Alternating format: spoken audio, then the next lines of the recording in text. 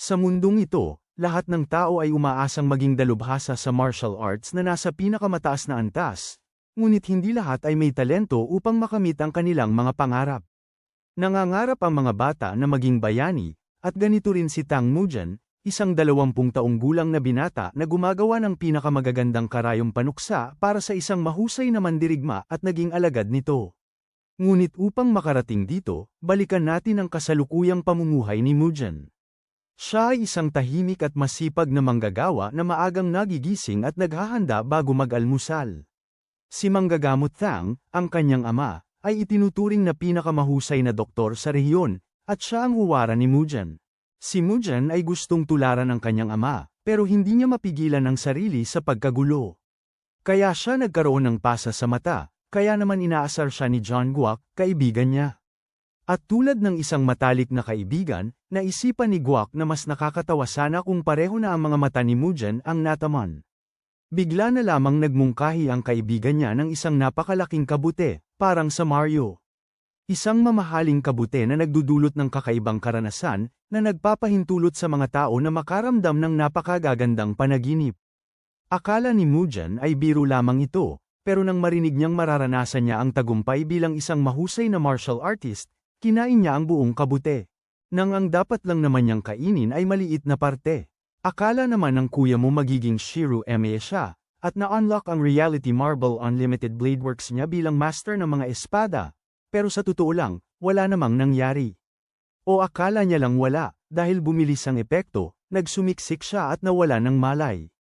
Sa panaginip niya, isang malaking matandang panday na itinuturing na pinakamagaling sa kaharian ang nagpaperpekto sa paggawa.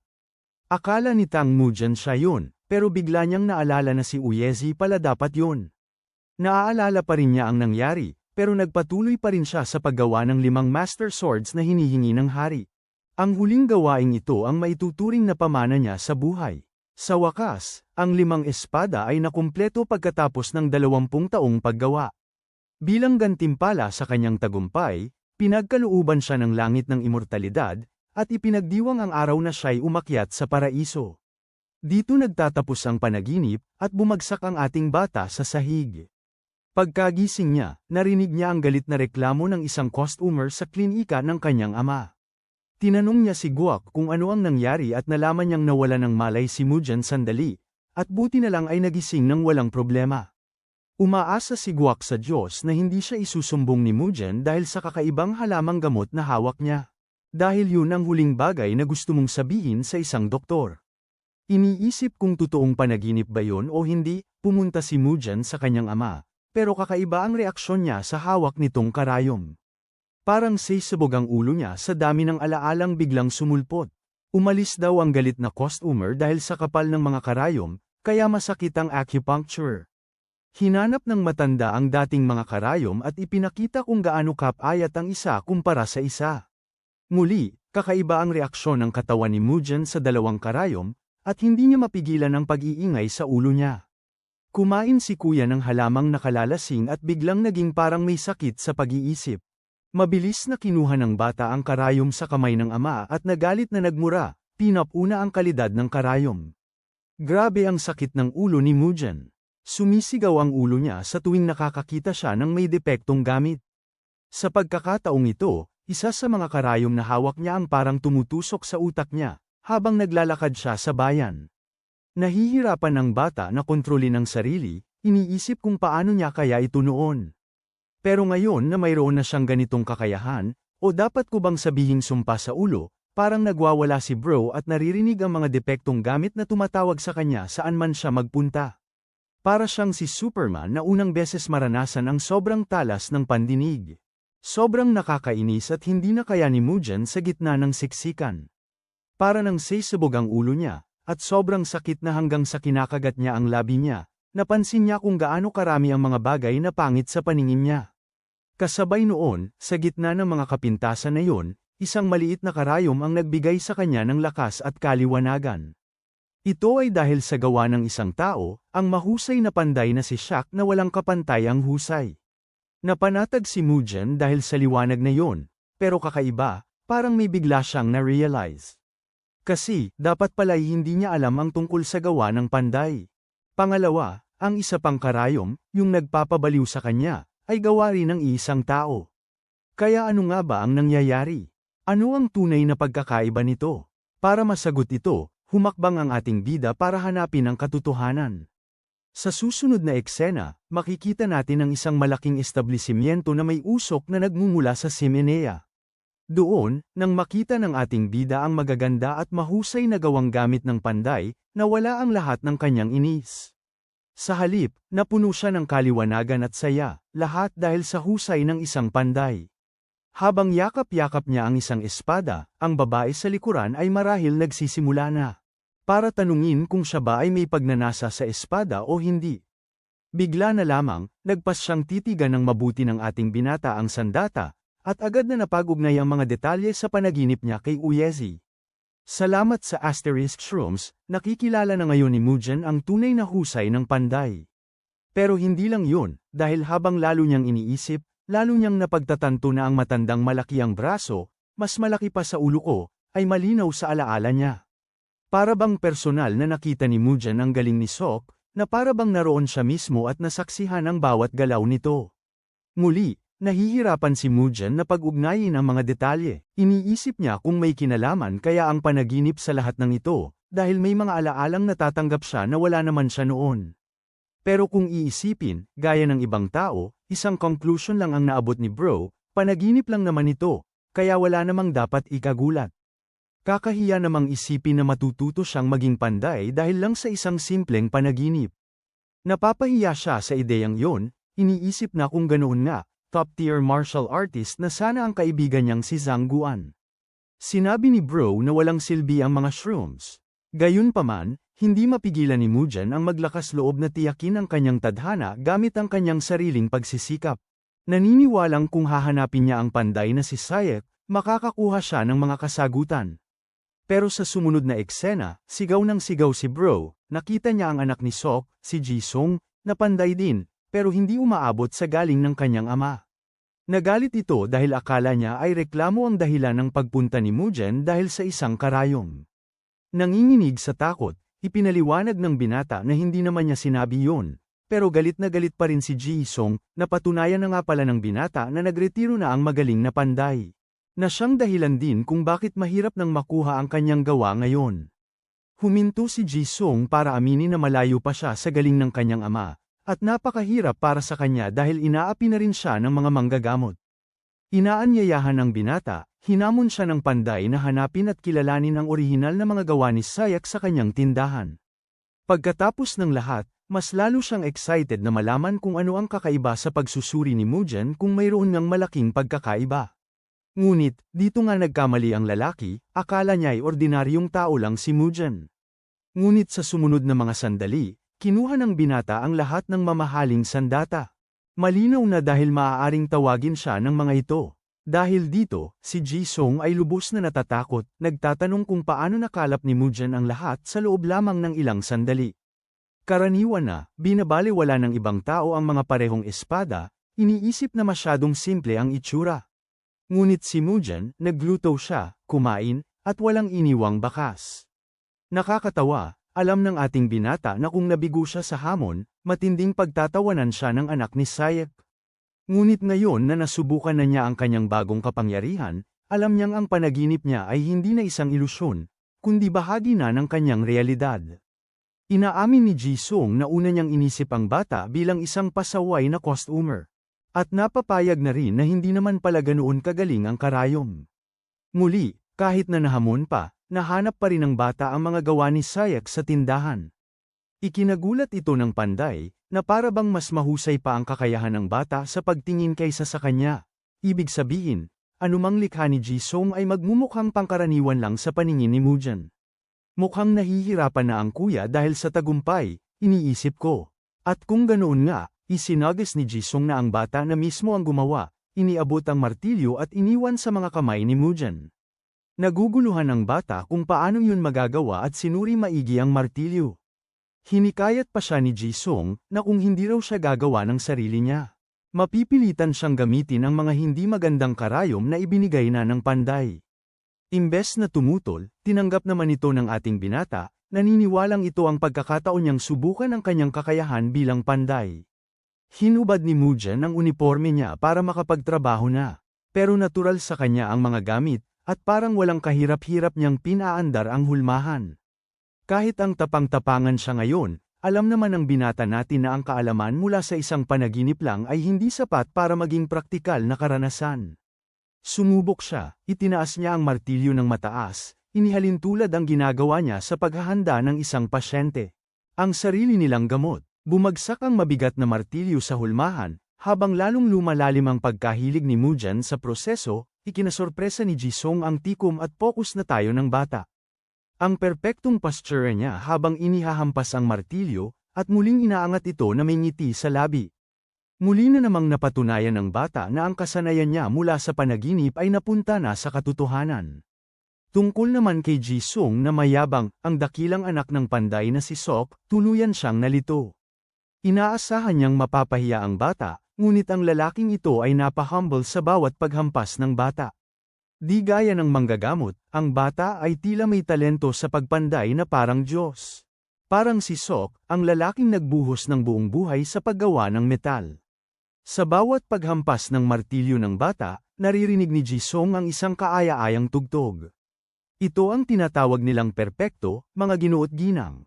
Para bang nakikita ni Jisung ang muling pagkabuhay ni Wu Yezi sa harap ng kanyang mga mata. Hindi lang ito talento, kundi higit pa roon. Naalala niyo ba ang hulmahan?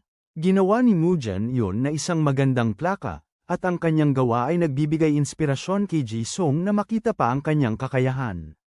Gusto niyang makita ang lahat kay Mujan, mula sa paghampas, sa pagpapalamig, sa pagpapainit, hanggang sa pagkiskes man lang ng talam.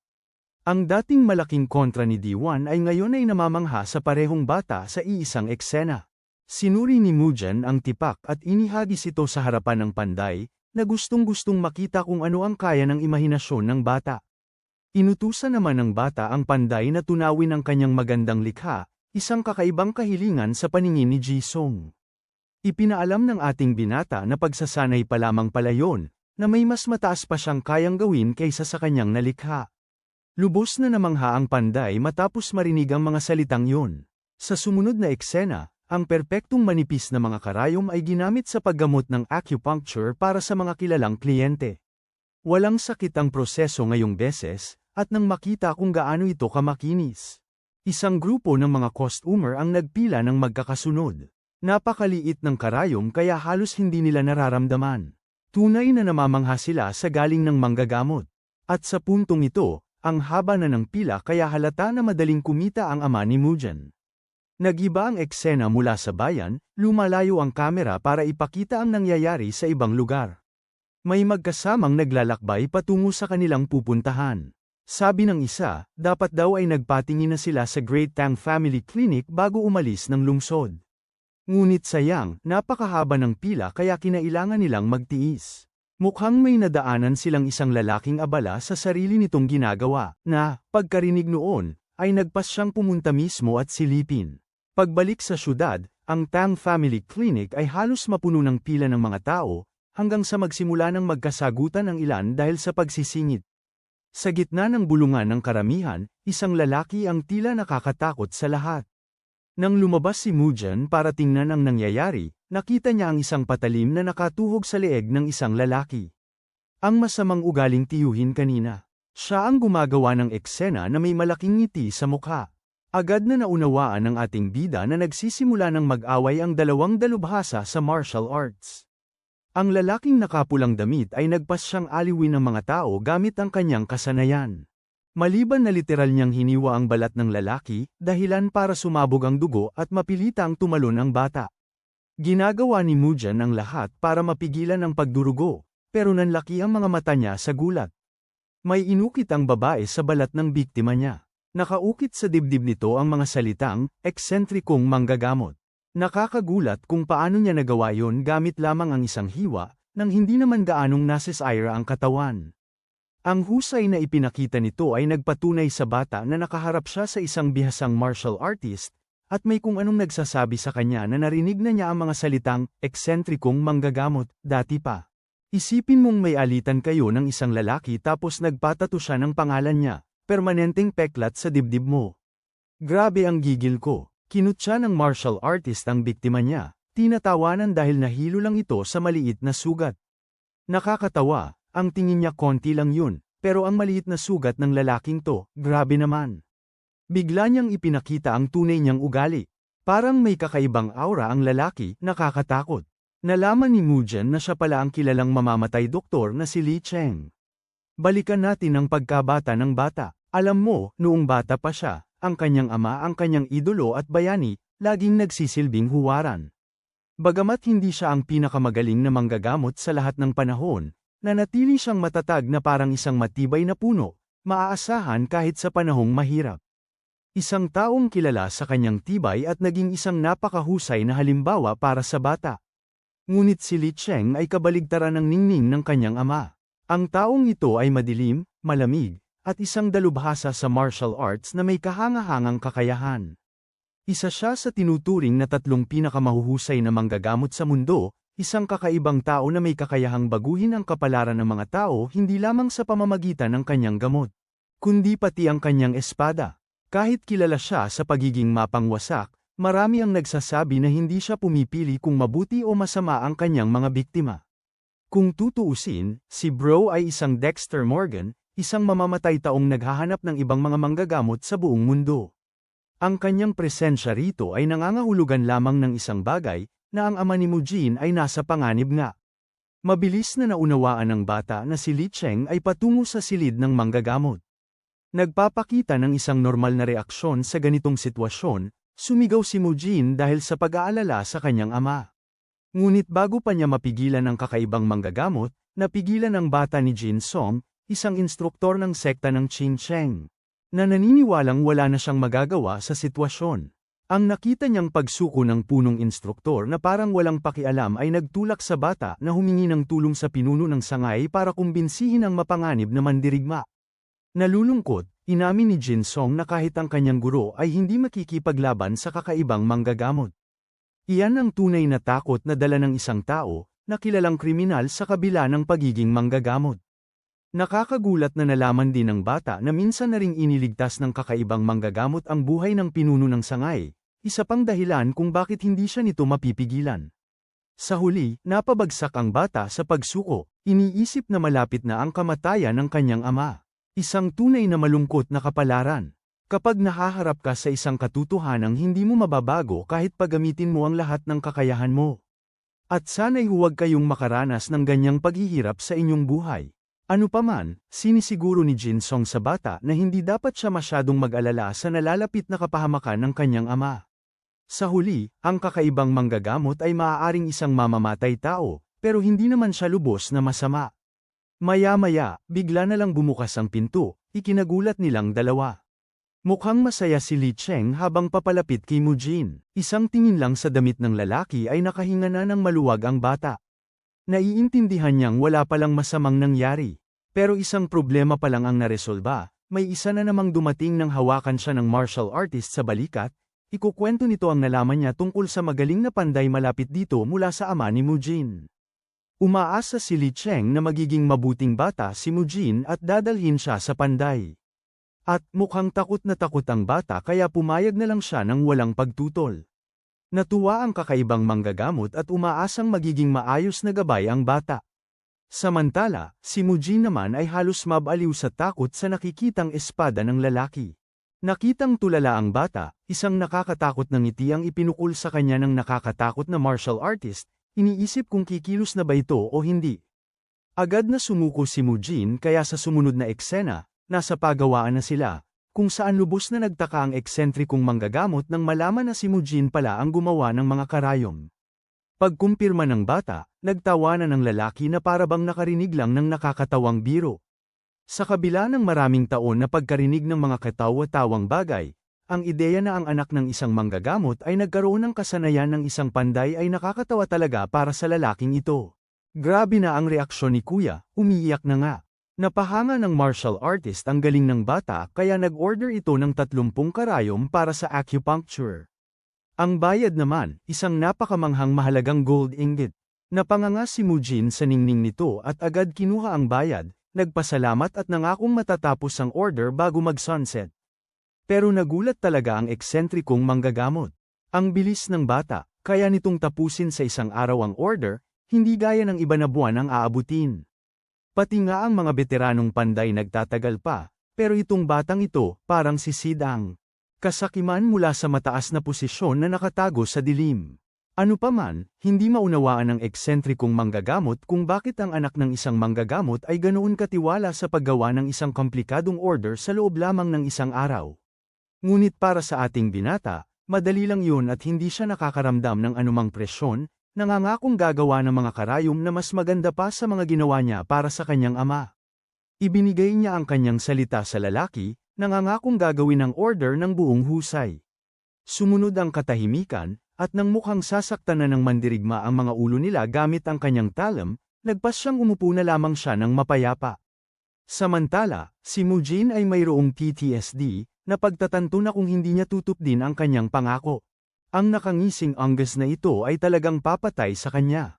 Maya-maya pa, magsisimula na ang napakagandang proseso habang ang customer ay nasa unang hanay upang masaksihan ang paggawa nito.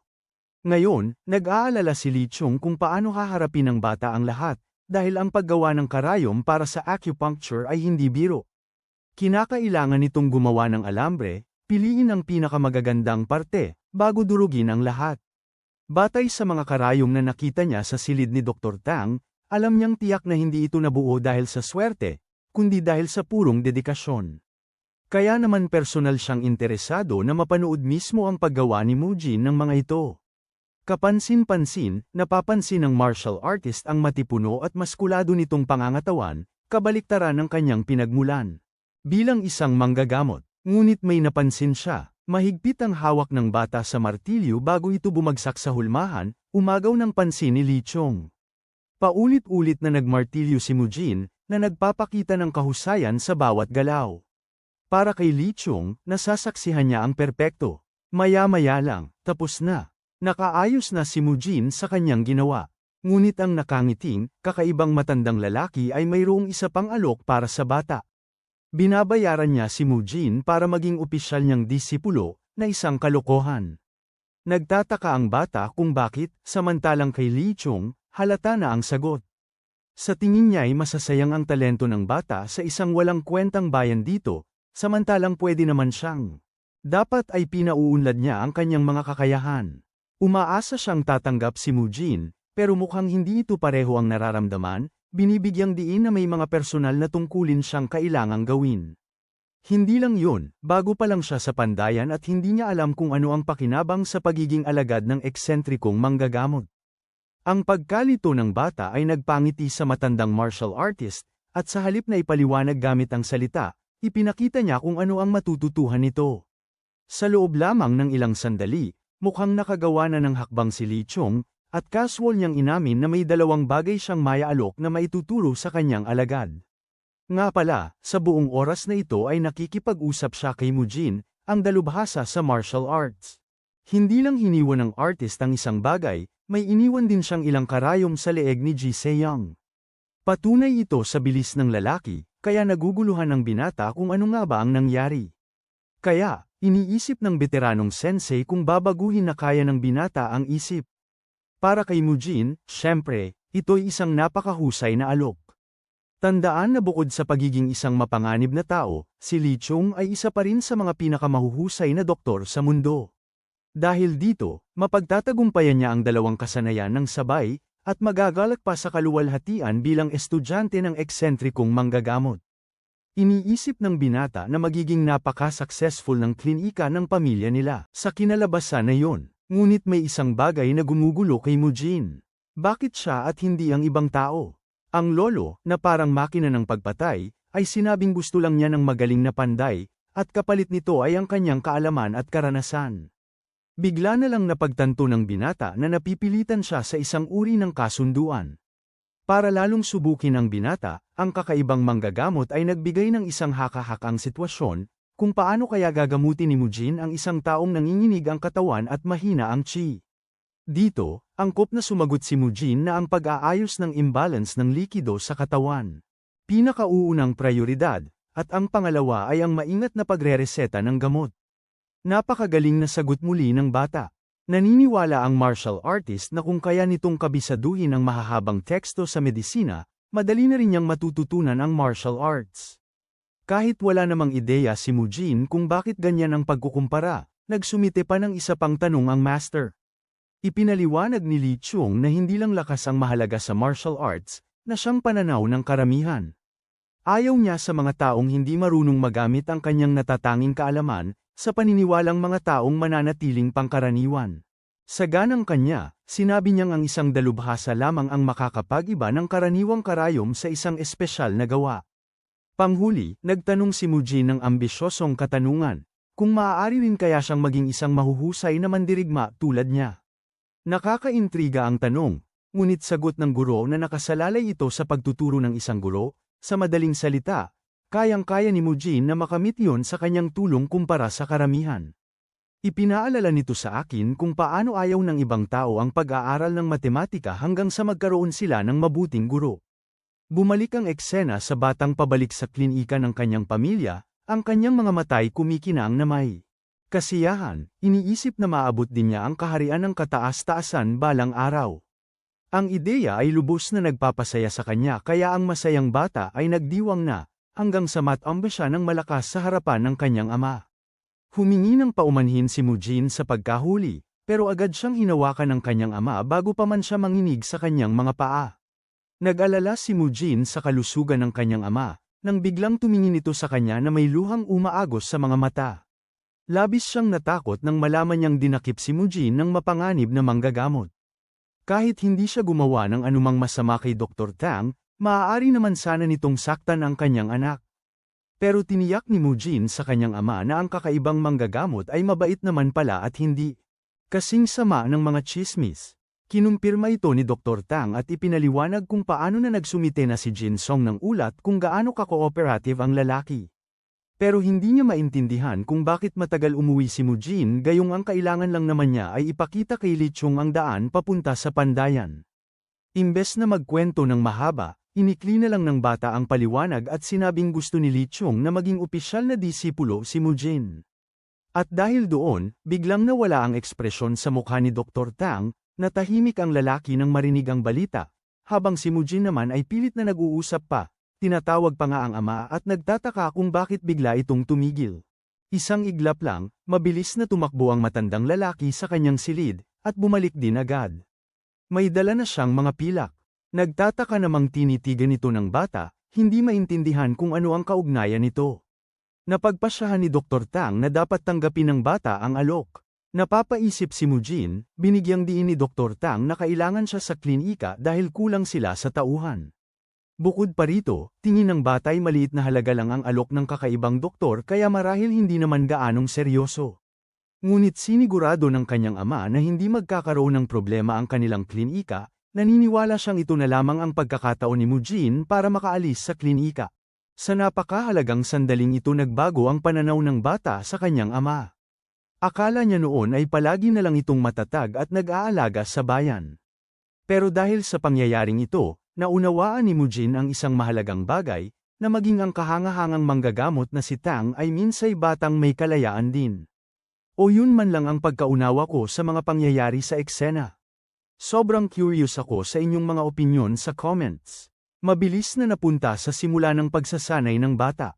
Sa nakalipas na 2 araw, nakamit na ni Mujin ang isang maliit na daloy ng enerhiya sa kanyang katawan, isang pakiramdam na hindi pa niya naranasan noon. Lumipas pa ang mga araw habang nagmumuni-muni ang bata, pinauunlad ang kanyang lakas. Araw-araw na pagsasanay ay para sa kanya'y pagsulong.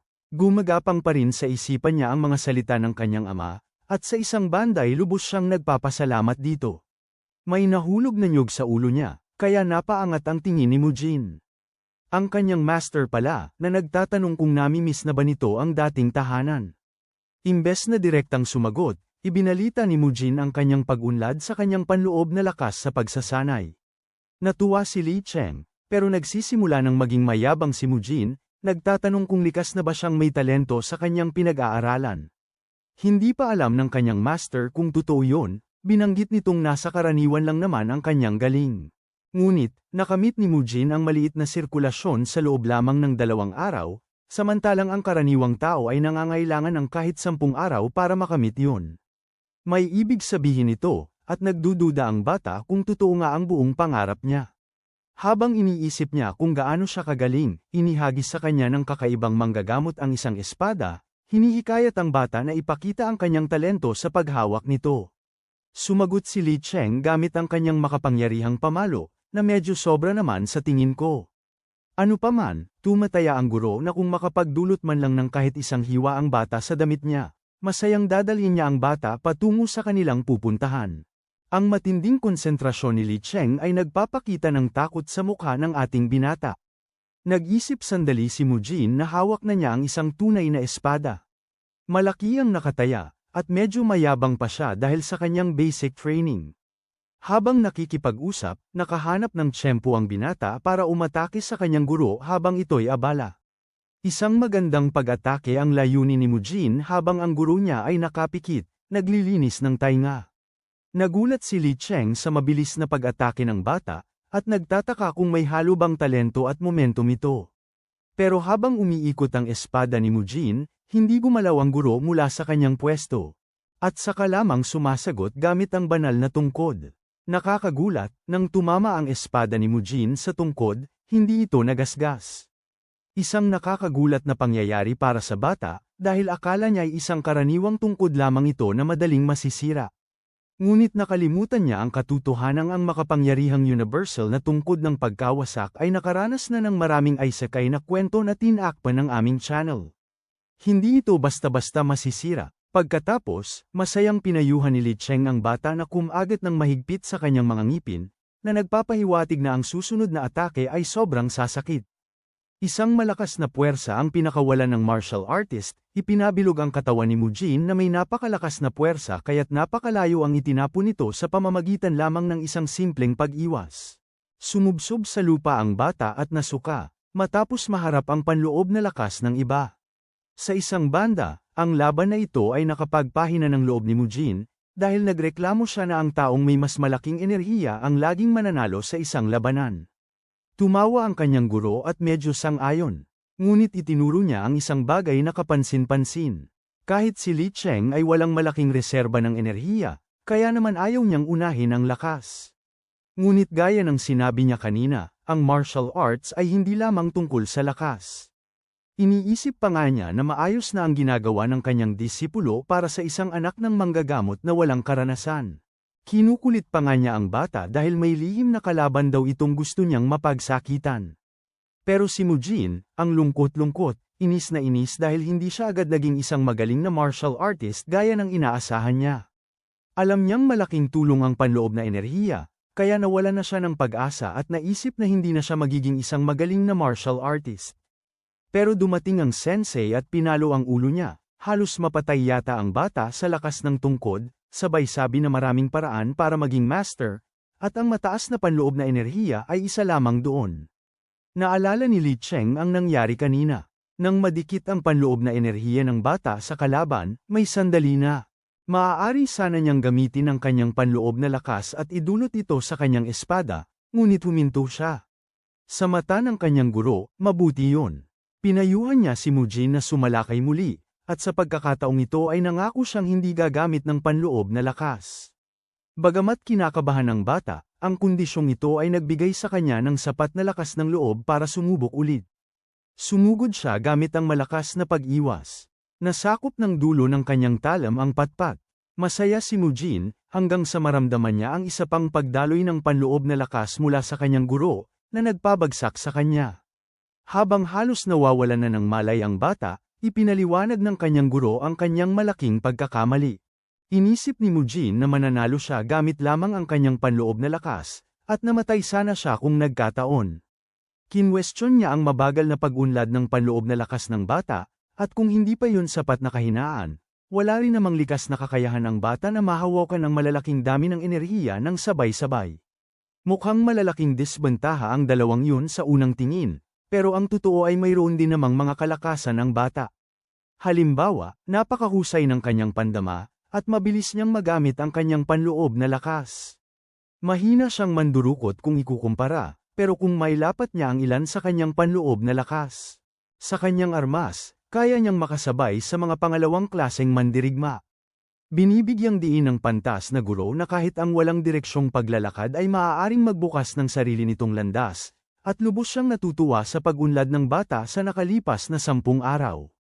Nang marinig ang mga salita ng kanyang guro, nagising si Mujin sa tuwa, naniniwalang malapit na siya sa antas ng pangalawang klaseng mandirigma, kahit hindi pa naman talaga. Bigla silang naistorbo ng isang malayo at kakaibang tunog. Una nilang inakala na isang mabangis na hayop, ngunit kalaunan ay napagtanto nilang tao pala. Sa malayo, may isang lalaking nakasuot ng kakaibang uniforme na may 3 buhol sa kanyang damit. Ngayon alam kong parang ang kuya ay may autism o ano paman, pero maniwala ka, higit pa ito sa inaakala mo. Ito ay simbolo ng ranggo ng isang pinuno ng sangay. Nag-aalangan si Li Cheng, samantalang si Mujin naman ay nasa sabik na makita ang isang napakagaling na mandirigma. Galing sa nayo ng Jewel, ipinakilala ni Pulubi na si Hong Jusan ang kanyang paghahanap ng manggagamot. Tila may nakakabahalang bilang ng biglaang pagkamatay sa kanilang nayon. Mukhang hindi nagtagumpay si Hong Jusan sa kanyang paghahanap dahil hindi pa siya nakakalabas ng kanyang nayon sa buong buhay niya. Ang mabuti ay ligtas siya sa sakit. Ipinaliwanag ni Jusan na siya at ang kanyang guro ay naging mapalad, ngunit mga 1 buwan na ang nakakaraan, ang mga tao sa biglang nagkasakit ang buong nayon ng hindi malamang karamdaman. Una, akala'y pangkaraniwang ubo lamang ng tag-ulan, ngunit hindi hamupa ang bilang ng mga nagkakasakit. Lubha ang sakit na dinanas ng mga tao, hanggang sa may 20 namatay. Noong una, gusto sanang sumama ni Jusan sa mga taga-nayon na mag-iiwanan ng nayon, ngunit sa kaloob-looban niya ay hindi niya magawang iwanan ang kanyang bayan, kaya nanatili siya at inilaan ang kanyang buong lakas sa pagtulong sa kanyang amo. Nagtulong muna ang kanilang manggagamot, ngunit nang maubos ang gamot nito, wala na silang nagawa. Umalis ang lalaki sa nayon na sinasabing maghahanap siya ng mga halamang gamot. Pero matagal na siyang hindi bumabalik. Kaya lubos ang pasasalamat ni Jusan sa mga manggagamot na ito na pumayag tumulong sa kanila. Dumating ang grupo sa isang mukhang karaniwang nayon. Binalitaan sila ng tagapangalaga ng nayon. Dinala sila ni Hang Yan sa isang pasyente na mayroong kaparehong sakit. Nakabahala ang kalagayan ng bata, kaya agad na tiningnan ni Mujin ang pulso nito. Napansin niyang labis ang pagpapawis ng bata, at mahina at mabilis ang tibok ng pulso nito. Batay sa temperatura ng katawan nito, napagpasyahan niyang ang chi ng bata ay umaakyat sa ulo nito. Usisa niyang tinanong kung nagsuka ba ang bata kamakailan at nalaman niyang nahimete ito. Samantala, ang eksentrikong manggagamot ay nalilito sa kanyang sariling mga iniisip, nang bigla na lamang tapusin ni Mujin ang kanyang mga natuklasan, naniniwalang ito ay bunga ng isang salot. Para sa tamang diagnosis, ang binata ay nag-iisip na mayroon silang kinakaharap na katulad ng trangkaso sa tag-init, ngunit bahagyang naiiba, na pinatunayan ang kakaibang amoy nito.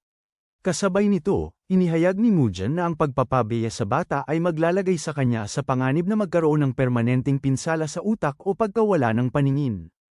Kaya naman ang pinakamagandang paraan ay ang paggamit ng acupuncture bilang lunas, na nakatuon sa mga tiyak na puntos. Kasama ng kanyang mga paraan para sa paggamot, naglista rin si Mujin ng maraming gamot bilang kanyang race eta, at para makatulong, hindi ko nasasabihin ang mga pangalan nila. Napako ang atensyon ng kanyang amo sa mga salita ni Mujin, humanga ito at inutusan siyang simulan ang paggamot. Bagamat kinakabahan, agad na kinuha ng ating binata ang kanyang karayom. Kahusayan man ang taglay niya sa kaalaman, ang totoo ay ni minsan ay hindi pa nagsasagawa ng acupuncture si Mujin. Alam niya kung saan ang chi point sa paa, ngunit nanginginig ang kanyang kamay dahil sa kawalan ng karanasan. Napansin ito ni Li Cheng at itinuro ang kanyang mga daliri patungo sa kamay ni Mujin. Gamit ang bahagi ng kanyang chi, nakangiting ipinaliwanag niya na ang panloob na enerhiya ay may gamit na higit pa sa sining militar. Iniisip niyang malaki ang maitutulong sa isang manggagamot ang kanyang pagkaunawa rito. Biglang nakaramdam si Mujin ng kakaibang kiliti sa katawan. Ang chi ng kanyang guro ay tila isang gabay, dahan-dahan at malinaw na inaakay ang kanyang sariling chi. Dahil sa karanasang ito, nakita ng manggagamot ang masamang enerhiya na tinatawag na chi ng kamatayan. Ngayon na alam na ng bata ang gagawin, Inutusan siya ni Li Cheng na ituloy ang pamamaraan at magtiwala sa kanyang kutob. Ginawa nga ito ng bata at tinusok ang karayom sa paa, at sinundan pa ng iba pang karayom sa buong katawan ng pasyente. Maingat na pinanood ni Li Cheng ang kanyang alagad habang tinatapos nito ang paggamot. Mapagpasensyang hinihintay niya ang pasyente na damilat, na nanginginig pa rin dahil sa naranasan. Unti-unting nawawala ang nakamamatay na presensya sa isipan ng pasyente, nililinis ang katawan ng bata at pinagsisigurado ang kaligtasan nito. May isang nakahinga ng maluwag na mukha, si Mujan. Mas lalo siyang ipinagmamalaki ng kanyang guro, na ibinahagi na marami siyang natutunan sa isang araw. Ngunit kahit matapos ang lahat, ang mukha ni Mujan ay puno ng determinasyon at kaligayahan, na nagpapahiwatig na tuluyan na siyang naging isang tunay na manggagamot. Nang maghapon, nalaman namin na ang manggagamot sa nayon ay gumamit pa ng kanyang sariling ipon para makabili ng mga halamang gamot para sa kanyang mga kababayan. Naniniwala si Mang Yam na mas magiging mabisa ang mga halamang gamot na galing sa malayong lugar, kaya't ibinigay niya ang lahat ng kanyang pera sa mga mangangalakal.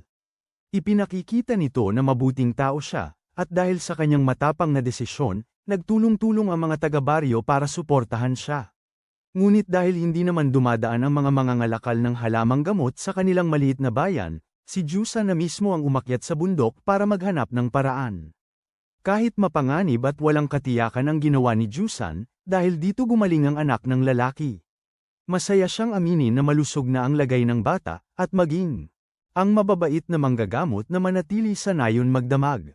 Dali-daling pumasok sina Mujan at ang kanyang amo sa kanilang tuluyan. Maingat na inilibot ni Chung ang kanyang paningin at napansin pa nga ang isang nakatutuwang manika sa kanyang paanan. Nakuha ang kanyang pansin, kaya kinuha niya ito habang abala sa kanyang iniisip ang kanilang kasama. Sa wakas, nagsalita na si Mujan, at nagtanong tungkol sa pagiging tunay na manggagamot ni Physician Yam.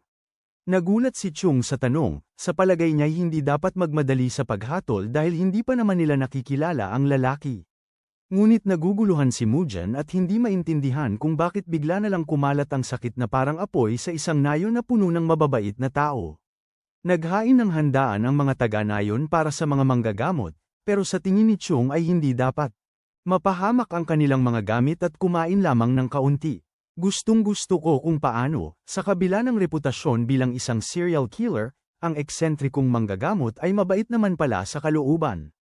Habang kumakain, kinukutko ni Mujan ang utak ng kanyang guro, tinatanong kung anong uri ng sakit ang kanilang kinakaharap.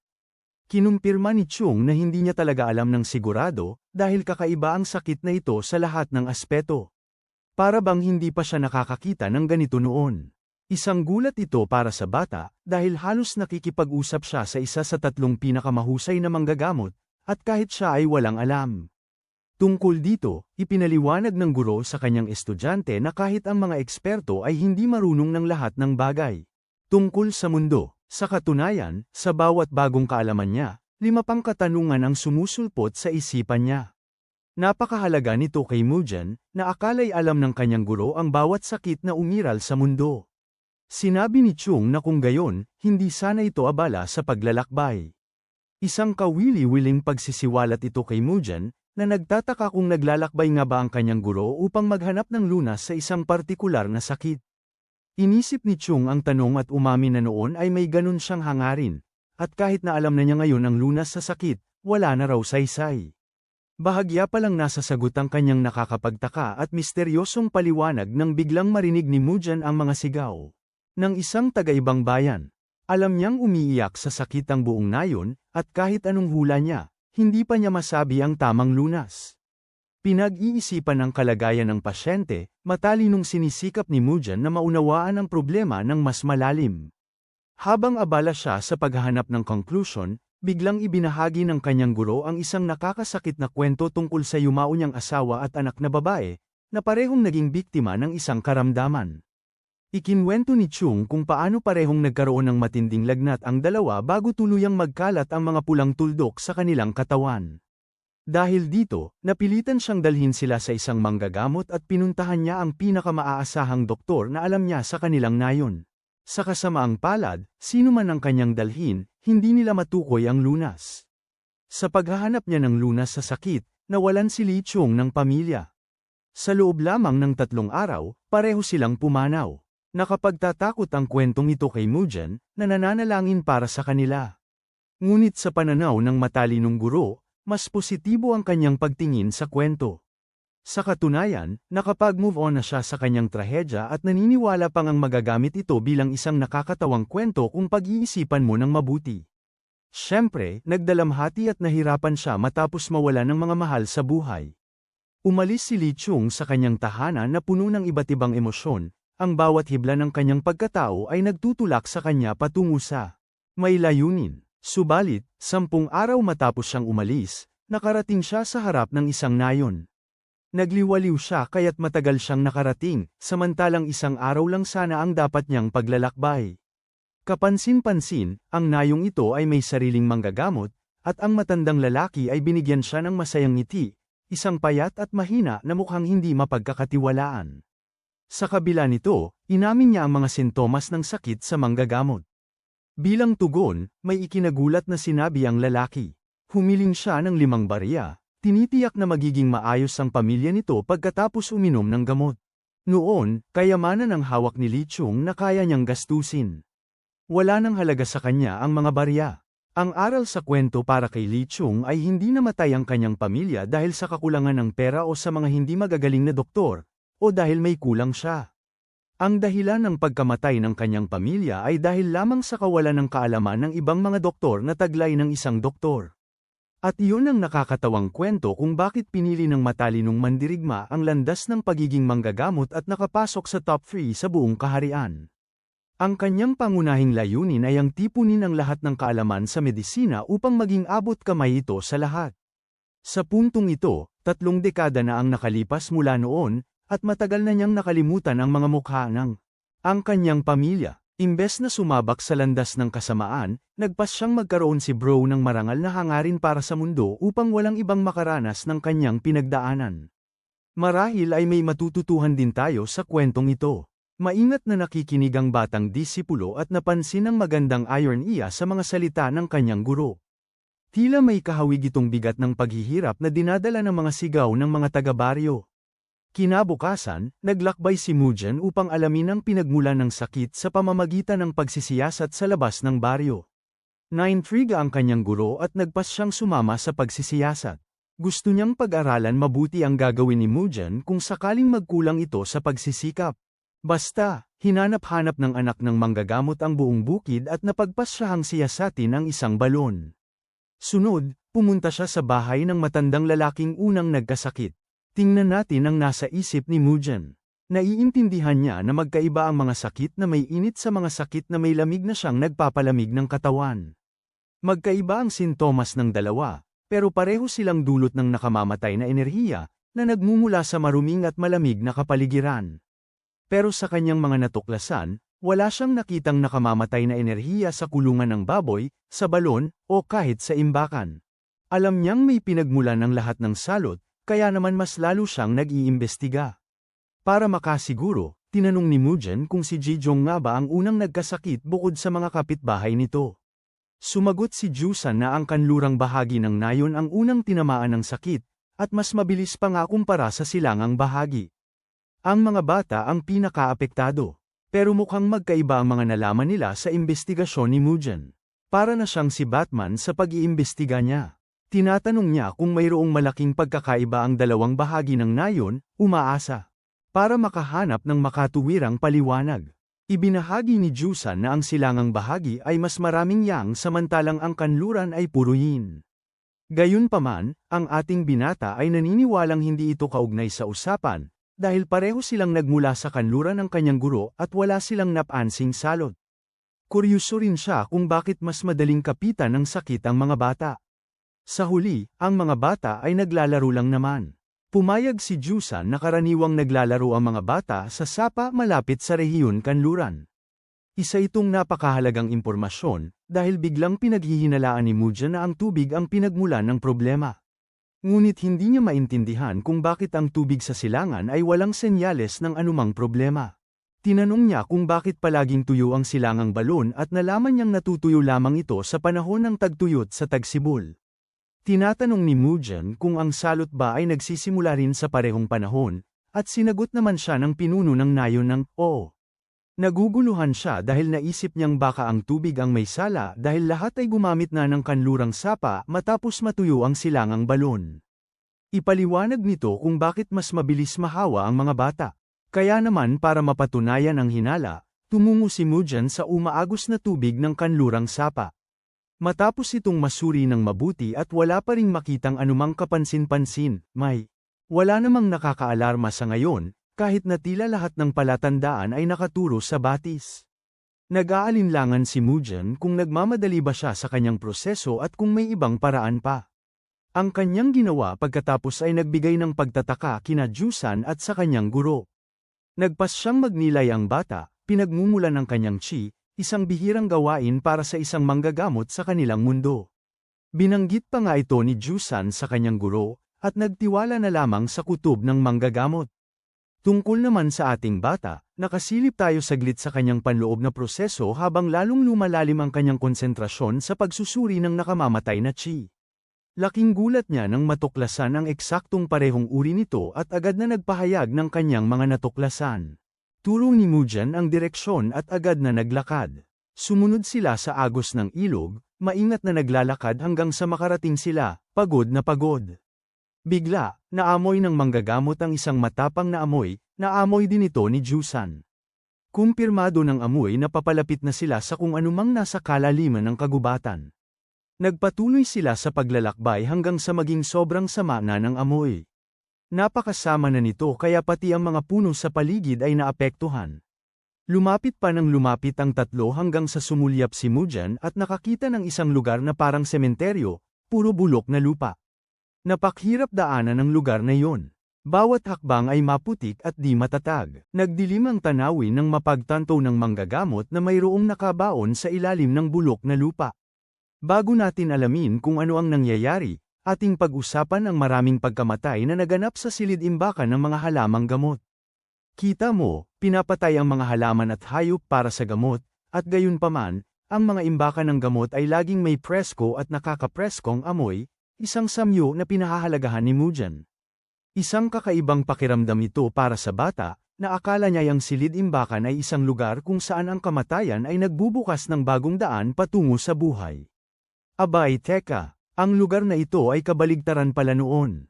Hinukay ng bata ang bulok na lupa, at natagpuan ang mga labi ng mga patay na hayop at mga halaman. Halimbawa ito ng pagkalat ng kamatayan, na nagdudulot pa ng higit na kamatayan. Napapaisip siya kung paano ito nangyari. Sa ngayon, plano ni Mujan na hukayin ang lahat ng bangkay at ilayo sa batis. Handa na sina Jusan at ang kanyang Panginoon na gawin yun. Sinuri nila ang maraming bangkay, kaya napagpasyahan ni Mujan na lason ang dahilan ng sakit. Hindi tulad ng ibang nakal-alasong halaman o anumang uri ng lason, hindi ito nagdudulot ng agarang kamatayan. Ngunit alam ng taong may pakana sa lahat ang epekto ng lason na yon, nakilala sa pagdudulot ng mabagal at napakahirap na kamatayan. Lahat ng detalye sa kwento ay tama. Ang takbo ng mga pangyayari, ang katotohanang palaging nauuhaw ang balon, lahat ng iyon ay dahil nais ng masasamang mastermind na mamatay ang lahat. Kinilabutan si Mujan sa naisip, ini-imagine ang mga bangkay ng mga taga-baryo. Bigla siyang lumingon at may nakita siyang kakaibang tao. Isang lalaking nakatakip ang bibig at may dalang bag. Gaya ng inaasahan ninyo, darating na ang malaking pagbabago sa istorya. Natatandaan ninyo ba si Manggagamot Yom? Yung taong nagsakripisyo ng kanyang ipon para maghanap ng mga halamang gamot. Siya pala ang may kagagawa ng lahat ng ito. Nangangapa sina Jusan at ang lider ng baryo, habang si Mujan naman ay napagtanto na tanging isang manggagamot lang. Na may kaalaman sa infrastruktura ng bayan kaya niyang gawin ang isang masamang plano na ganito. Hindi lang yun, kinolekta pa ng walang hiyang yun ang lahat ng pera, na nagpapatunay sa kanyang pagiging dalawahan. Ang lalaki ay maituturing na isang demonyo na may anyong tao, na para bang isang galit na kasintahan bigla. Ang kasakiman ng manloloko ang naging dahilan ng pagbagsak ng nayon ng Jewel, at maraming buhay ang nasawi. Imbes na makaramdam ng pagsisisi o kahihiyan, handang lumaban si Yom. Si Mujan naman ay lubos na nagagalit at handang makipag-away. Ngunit bigla na lamang, ang pinuno ng nayon ang unang umawat, sigaw na sinisigawan ang walang hiya dahil sa pagtataksil. ang kanyang mga kababayan at paglikha ng sakit sa ilalim ng pagkukunwari ng paggamot sa kanila. Ang kasuklam-suklam na nilalang ay sumagot na karapat-dapat lamang siya sa ganoon. Ang kanyang mapang-akit na mga salita ay nagpagalit sa matandang lalaki, dahilan upang sumugod siya na parang isang mabangis na hayop. Muntik nang matamaan si Yom nang biglang mailigtas ang prinsesa ng kanyang mapagkakatiwalaang tauhan. Ang taong ito ay walang pakialam at balak lamang alisin ang mga hadlang sa kanyang daraanan. Naiinis siya dahil nasira ang kanyang mga plano, at sa tingin niya ay nararapat lamang na bayaran ni Namujan at ng kanyang mga kaibigan ang presyo gamit ang kanilang mga buhay. Ang nakangisi at masasamang matandang lalaki ay nagpahayag na lubos niyang binalak na itapon ang kanilang mga bangkay sa basta, sa pagkakataong ito lang, mas mauuna silang aakyat kaysa sa iba. Sabi talaga ng kuya, mauuna kayong makakapasok sa lugar na ito. Matatag na nakatayo ang pinuno ng nayon sa harap ng mga tauhan. Galit na galit, naghahanda siyang umatake. Nang simulan na niya ang pagkilos, natakot ang mga tauhan. Sumigaw ang matandang lubhang nasasaktan na ginawa nila ang lahat ng masasamang gawain ng palihim, kahit alam nilang may tagapangalaga ang nayon. Ipinaghahayag ang kanyang sarili bilang si Hang Yan, ang pulubi na manggagapas ng abaka. Nagpalabas ang lalaki ng napakalakas na aura. Kahit si Yom, ang doktor na may dalawang muka, ay nahulaan ang ganito. Nang marinig ang salitang tagapangalaga, napalingon ang mga masasamang tao kay Yom, sinasabing dapat sanay. Nakikipag-usap lang pala sa mga mahina at hindi sa antas bantay na kalaban sa mga pulubi. Hindi rin maintindihan ni Yom kung bakit may bantay dito. Habang nagtatanong sila kung sino o bakit, naghahanda na ang matanda. Sinasabing bibilang siya hanggang 10. Ngayon, ang gusto lang niya ay maparusahan ang walang hiyang doktor na si Yom. Kaya habang nag-aaura gamit ang simpleng tungkod niya, binabalaan niya ang mga tauhan na pumili ng tama at umalis habang kaya pa. Nagsimula na ang pagbibilang niya, pero ang kapansin-pansin, habang nangyayari ito, maingat na napapansin ni Mujen na ang simpleng sigaw pa lang ng bantay ay sapat na para mapaparalisa sila sa takot. Lumapit si Jusan para bigyang diin na kailangan na niyang tumakas ngayon. Isang nakakagulat na utos ito na bigla na lang sinabi, pero pinipilit ni Jusan na tumakbo siya, tinutulungan pa nga siyang makalabas sa sapa. Gusto niyang tumakas ang manggagamot ng malayo sa lugar na iyon at mag-ulat sa nayon, kahit na mabigat ang gawaing ito. Nagpapatuloy ang pagbibilang habang nagtatanong ang ating binata kung ano ba ang problema o bakit kailangan niyang tumakbo. Nakatayo siya sa tabi ng mga mahuhusay na mandirigma kaya madali sana nilang mapigilan ang banta, pero biglang sinabi ni Jusan na hindi niya alam kung ano ang pinakamataas na antas, na nagpapahiwatig na siya ay isang baguhan. Ang pagkahayag na ito ay talagang nagbago ng takbo ng sitwasyon dahil ngayon ay tila pantay na ang tsansa. Ipinaliwanag ni Jusan na sila ng kanyang Panginoon ay haharap sa mga gagawang ito sa isang labanan. Sa kabilang panig, pinasigla ni Yom ang kanyang mga tauhan na lumaban, naniniwalang madali nilang mapapantayan ang 2 pulubi at isang manggagamot. Umabot sa 4 ang bilang ng matandang lalaki habang nanginginig ang kanyang katawan. Ang pagpunta niya sa ganitong paraan ay nagpapahiwatig ng isang bagay, at yun ay ang kanyang kahandaan na lumaban hanggang sa huli. Iyan ang impresyon na naiwan sa mga mata ni Mujan, na hindi maunawaan ang loika sa likod ng pagsasakripisyo ng isang pulubi ng ganito. Dahil mas lumaki ang pusta, humarap siya kay Jusan, pinipilit silang tumakas na lahat ng sabay, naniniwalang. Nasisirain ng eksentrikong manggagamot ang mga taong ito basta't makarating sila sa nayon. Ngunit mariing tinututulan ito ni Jusan, at hinawakan ang manggagamot. Ipinahayag niyang imposibleng maprotektahan ang manggagamot habang nasa, kaya ang tanging makatwirang gawin ay ang bumalik sa kanya at protektahan ang nayon. Malungkot din ang kwento ng nayon. Sa buong buhay nila, nanghihingi sila ng awa para mabuhay. Ngunit palaging magkakaibigan ang mga tao roon. 6 na ang bilang ng tagapangalaga, habang si Jusan naman ay nagbabalik tanaw sa sinabi ng kanyang Panginoon na kailangan nilang lumaban para sa mga taga-nayon balang araw. Side note, ang galing nitong lalaking ito, nagkukwento habang may 10 segundong countdown. Sa ika-7, pinapante ni Yom ang mga tauhan niya para tapusin na ang mga ito habang kaya pa, naniniwalang ang pagtakas ay hindi makakawala sa utang nila sa sugal. Nakita ng tagapagbantay ang pagsulong ng mga tauhan, pinagmamasdan ang galaw nila, naghihintay ng tiyempo para umatake. Naramdaman ni Jusan ang panganib, kaya inilayo niya ang bata, pinakiusapan ng manggagamot na huwag lumaban. Sa huling sandali, inihagis si Mugen palayo na parang ibon na handang lumipad. Habang inihahagis siya, sumigaw si Jusan na tumakbo na lang ito. Ang huli niyang nakita ay ang mga papalapit na kalaban, ang isipan niya ay nagtatanong kung ano ang mangyayari sa mga kaibigan niya. Pinag-isipan pa nga niya kung paano sila matutulungan sa laban na ito, alam niyang mahina rin naman ang mga kalaban. Nang magsisimula na ang pag-aaway, ang manggagamot ay nagpasya na may pag-asa silang manalo kung magtutulungan sila. Ngunit bigla na lang nagbago ang ekspresyon ni Mugen nang makita niya ang isa sa mga umaatake na naglabas ng espada. Hinahabol nito ang manggagamot, pero mabilis siyang nasangga ni Jusan, kaya nahulog si Mugen sa sapa. Si Jusan, na parang isang tunay na kaibigan, ay nanatili sa pwesto hanggang sa makita niyang nakalabas na ang manggagamot. At makatakas, tumakbo si Mugen sa kagubatan gamit ang kanyang mga paa. Sa pagkakataong ito, naniniwala siyang tama ang kanyang desisyon na tumakbo at tuparin ang huling pakiusap na ipinagkatiwala sa kanya. Sa ngayon, ang pagpapadala ng mahalagang mensahe ay higit na mahalaga sa lahat, pero yun din ang kanyang kinakabahala. Hindi kasi kayang tanggapin ni Mugen ang pagkadismaya sa pagtakas at pag-iiwan sa kanyang mga kaibigan na mapahamak. Ang mapait na katotohanan ay masasamang palad sina Jusan at Hongyeon, samantalang ang tanging magagawa niya ay ang tumakbo ng takot. Sa kasamaang palad, wala siyang magawa dahil baguhan pa lamang siyang martial artist. Hingal na hingal si Mugen, huminto siya at napagtanto na hindi sana siya tatakbo kung kasing lakas niya ang kanyang Panginoon. Sa kanyang isipan, pantay ang paggalang niya sa mga matapang na pulubi. Alam niyang pareho ang mga pulubi na iyon ay pumili na manatili at lumaban, kahit hindi sila mga dalubhasa sa pakikipaglaban. Ito ang talagang nakakainis sa kanya. Determinado si Mugen, tumingin siya sa likod ng may matatag na mukha, na nagpapahiwatig na haharapin niya ang kanyang mga takot. Umuungol at hingal na umakyat si Mugen pabalik, ang kanyang mga mata ay puno ng determinasyon. Ipinaalala sa kanya ng sitwasyon ang panahong nailigtas niya ang isang bata mula sa pang-aapi ng ibang mga bata.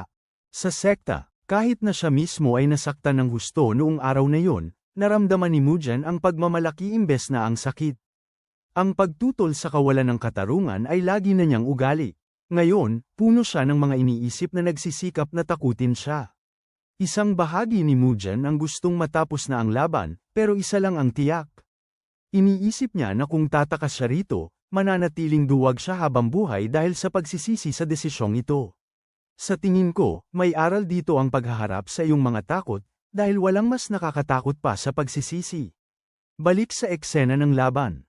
Mabuti na lang at nakarating na sa isang mahalagang punto ang ating binata. Nanatili ang mga pulubi sa kanilang pwesto, kahit na malubha ang kanilang mga sugat. Tahimik na nagmamasid ang manggagamot, nag-iisip kung ano ang dapat niyang gawin.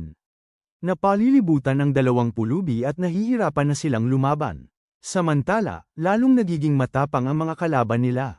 Sumugod ang mandirigmang may dalang espada upang sugurin ang pulubing may asul na buhok. Buong lakas na tumama ang espada niya sa tungkod. Kahit hindi nabali ang tungkod, natamba si Jusan at nabitawan ang depensa sa tagiliran niya. Sinugod siya ng kalaban gamit ang espada, may balak na saktan siya ng husto.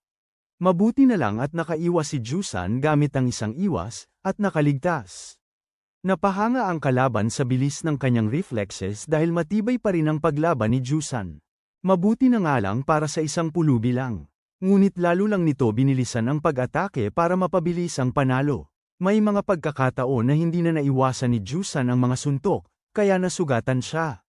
Sinigawan siya ng tagapag-alaga para bumangon at lumaban. Dahil na-distract ang matanda, sinugod siya ng kalaban gamit ang isang maruming taktika. Pero sasabihin ko sa inyo, iba ang kilos ng matandang ito dahil nakakailag pa rin siya. Umiwas ang tagapag-alaga para lumayo, habang ang kalaban niyang may hawak na palakol ay naiinip na dahil sa maduming pakikipaglaban nito. Bilang tugon, ang hingal na tagapag-alaga ay matalinong nagsabi na mas mabuti na iyon kaysa mamatay. At ang mga paraan niya ay mas mabuti pa kaysa sa kanila. Iniisip ng mayabang na tauhan na hindi yun problema dahil papatayin pa rin naman nila ang dalawa roon. Inilarawan pa niya kung paano puputulin ang alagad ni Hongyeon para gawing pataba. Hindi sapat ang nakakabahalang mga salita niya para maaga ang pansin ng tagapangalaga ng nayon na nakakita ng isang patpat sa likuran. Samantala, unti-unting napapasuko si Jusan. Naninindigan ang tagapangalaga ng nayon, ayaw sumuko. Habang sumusugod ang kanyang kalaban, nagmamadaling kunin ng matanda ang patpat. Hindi tumama ang pag-atake ng kalaban, ngunit nakalulungkot na hindi rin nakuha ni Hongyan ang patpat. Nakakaalarma ito, dahil patuloy na nadidistract si Hongyan sa nangyayari kay Jusan. Sa isang angkop na pagkakataon, nakakuha siya ng kaunting lupa mula sa sahig habang umiiwas sa kalaban. Dahil sa pagmamahal niya sa kanyang disipulo, ibinato ni Hongyan ang lupa sa kalaban. Kahit nakaiwas ang lalaki, ang pag-atake ay naging pandistraksyon lamang, na nagbigay daan sa tagapangalaga para makapanghawak sa katawan nito. Delikado ito, dahil madali nang makasambulat ang palakol ng lalaki sa matanda. May dugo ang sumabog sa di kalayuan, dahilan para mapatingin si Jusan. Totoo nga, tumama ang palakol. Ngunit sa sandaling yun, pinakawalan ng matanda ang natitirang lakas niya, isinigaw ang pangalan ng kanyang disipulo ng buong lakas. Nakakasakit ng loob ang eksena dahil isa na namang paghampas ng palakol ang tumama sa likod ng matanda. Sa kabila ng sakit, sumigaw ang tagapag-alaga sa kanyang disipulo na gamitin ang pagkakataon upang suklian ang kabutihan ng mga taga-baryo. Agad na gumalaw ang binata sa ere. Samantala, maraming saksak na ang natamo sa likod ng matandang tagapag-alaga bilang bahagi ng kanyang sakripisyo. Aatake na sana si Jusan nang sumubok na sumausaw ang isa pang mandirigma. Ngunit di inaasahan, isang bato ang tumama sa kanyang mukha. Tamang-tama ang pagsulpot ni Mugen sa pinakakritikal na sandali. Gamit ang kanyang pinakamalakas na atake, mabangis na ipinukol ng pulubi ang matibay na tungkod sa ang ulo ng lalaki, marahil nabasag ang bungo nito. Isang atake pa lang ay sapat na para mawalan siya ng malay at matamba kasama ang kanyang amo. Napansin ng manggagamot ang duguan na patpat, hudyat na tapos na ang trabaho. Sinubukan naman ng isa pang umaatake na sugurin ng manggagamot, na para bang dapat na lang silang tumakbo. Nangangakong puputulan ng mga paa nito, sumugod ang lalaki para saktan si Mugen. Ngunit bigla na lamang, isang bayaning figura ang sumulpot sa harap niya. Ang kanyang amo, ang kakaibang manggagamot, na sumalo sa kanya. Kahit hindi man lang tiningnan ng lalaki, nakita na lang natin siyang napuwersa sa isang iglap. Parang wala yatang eksena na hindi ipinakikita ng taong ito ang kanyang lakas. Ipinagmamalaki ng guro ang kanyang estudyante sa pagdating nito ng ganito kalayo. Maaaring naresolba na ang sitwasyon, ngunit nagkaroon nito ng kapalit kay Hongkyun. Nalulungkot ang mahirap na matandang lalaki dahil sa kanyang nag-iisang alagad, habang tinatanong naman ni Lee Chung kung ang mga tauhan ba ang nasa likod ng lahat. Mabilis na ipinaliwanag ni Mugen na si Yum pala, ang walang hiyang yon, ang may pakana ng lahat. Totoo ito, bigla na lang siyang sumulpot sa likuran ni Lee Chung. Kinukwestiyon ni Lee Chung ang masamang manggagamot, tinatanong ang layunin ng salot. Dahil sa pag-amin nito, malakas na tumawa si Mugen at ibinalita na pera lang pala ang habol ng hayop na yon. Ngunit may kakaiba sa sitwasyon na hindi maipaliwanag ng martial artist, na naniniwalang may mas malalim na dahilan bukod sa pera. Nagulat ang kanyang disipulo sa narinig. Samantalang si Yum ay pumapayag at nagmamakaawa ng awa, nangangakong ay dadagdag pa ang pinakamahalagang gamot sa nayon. Nagtataka siya kung alam ng lalaki ang tungkol sa itim na pienya. Mismong pangalan nito ay nakapagpatulala sa bata, na naalala na ang halamang ito ay namumulaklak sa lugar na puno ng negatibong enerhiya. Kahit hindi ito gaanong pinagpipitaganan tulad ng 10,000 taong gulang na snow ginseng o ng Grand Rejuvenation Peel, kasing sikat din naman ito. Ito ay itinuturing na bulaklak ng mga bayani, tumutubo sa mga labi ng mga namatay sa digmaan. At nangyaring ang handa itong ibigay ni manggagamot Yum basta't mailigtas ang kanyang buhay. Parehong namangha ang disipulo at guro nang makita nila ang namumukadkad na halamang pieni. Ang mismong pagkakaalam nito ay nagpapatunay na hindi nagsisinungaling ang lalaking ito. Mas lalong nagalit si Mugen, gusto niya sanang sapakin ang lalaki dahil sa pagsuko nito sa halamang gamot dahil isa itong taksil na nag-iisip lamang ng sarili nitong kaligtasan. Gayunpaman, pinigilan ni Lee Chung ang bata, na sinasabing iba ang usapan sa simpleng palitan. Sa katunayan, ang tunay na dahilan ay dahil alam ng kahit sinong bihasang manggagamot na ang pagtatangka na kunin ang bulaklak na pieni ay haantong sa kamatayan dahil sa nakamamatay nitong enerhiya. Grabe, muntik na siyang magtagumpay kung hindi lang siya nahuli. Nasira ang kanyang palihim na plano ng ibunyag ni Li Chong na ang bulaklak ay nabubuhay sa mga patay. Kaya pala niya ginawa ang pagtitipon ng mga bangkay. Plano niyang gamitin ang mga bangkay ng mga taga-baryo para palakihin pa ang mga bulaklak at gamitin sa ibang plano. Napakatalino ng plano, napakahusay kahit laban sa isang malakas na martial artist, pero si Yom ay nananatiling nagmamakaawa at nagsasabing may paraan siyang makuha ang bulaklak nang walang masaktan. Ngunit lubos na naintriga si Li Chong sa mga narinig niya dahil tila napakaalam ni Yom para sa isang taong naninirahan sa isang maliit na nayon. Kinuwento ng nanginginig na manggagamot na natutunan niya ang pamamaraan ng pag-aani ng mag-isa. Ngunit sa gulat ng lahat, kinuha ni Li Chong ang bulaklak ng pieni, at sinabing hindi rin siya ordinaryong tao. Parang sinabi niya talagang kakaiba siya. Pati ang manggagamot ay hindi makapaniwala kung paano nakaligtas ang sinuman matapos hawakan ang bulaklak gamit ang mga kamay. Ngunit bago pa matapos magsalita ang lalaking iyon, napugutan na ang ulo nito. Bumagsak ito sa lupa habang ang tanyag na mandirigma ay nagpakawala ng dalisay na enerhiyang Eskinor, na nagsasabing na siya ang magdedesisyon kung sino ang mabubuhay o mamamatay. Galit na galit ang maestro dahil sa dumaraming manggagamot na kulang sa kakayahan. Nahihiya siya para sa mga ito dahil nagpapangalan silang manggagamot dahil lang sa kaalaman sa medisina. Samantala, tunay na nag-aalala si Mugen para sa kanyang maestro. Nang walang kahirap-hirap niyang nakuha ang bulaklak, nakakatawang ipinakita ng maestro na hindi siya naging isang kakaibang manggagamot dahil sa sugal, ibig sabihin, alam niya ang kanyang ginagawa. Balak ni Li Chong na alisin ang lason sa mga bangkay, kaya gusto niyang kunin ni Mugen si Jusan at lumayo sandali. Kaya ginawa niya yun at pinanood ang kanyang guro na pumaibabaw sa isang meditative stance. Maingat na pinagmasdan ni Mugen ang kanyang guro habang tinatakpan nito ang sarili ng madilim na enerhiya, sinisipsip ang lahat ng nakamamatay na chi mula sa nabubulok na lupa at hinihila ito palapit sa kanya. Namangha ang bata nang mapansin na ang lason ay tunay ngang napapaalis mula sa mga bangkay sa lupa. Ang mga landas na iyon ng kadiliman ay hinihila ng may mabangis na puwersa. Naamoy pa rin ni Mugen ang pangit na amoy. Ang nakamamatay na chi ay bumaluktot tungo sa isang bagyo ng kadiliman hanggang sa tuluyan itong magsimulang mawala sa paligid ni Li Chong. Lahat ng ito ay naglaho, na nagbigay sa bata ng paniniwalang sa wakas ay tapos na ang lahat. Samantala, iniisip ng kanyang guro kung naunawaan na ni Mugen ang tunay na kahulugan ng pagiging dalubhasa sa chi meditation. Ang dating matapang na itim na bulaklak ng pieni ay nagniningning na ngayon ng magandang kulay puti, tanda ng pagkadalisay nito. Inalok ito ng kanyang guro sa bata, paliwanag na naalis na niya ang lason kaya ligtas na itong kainin.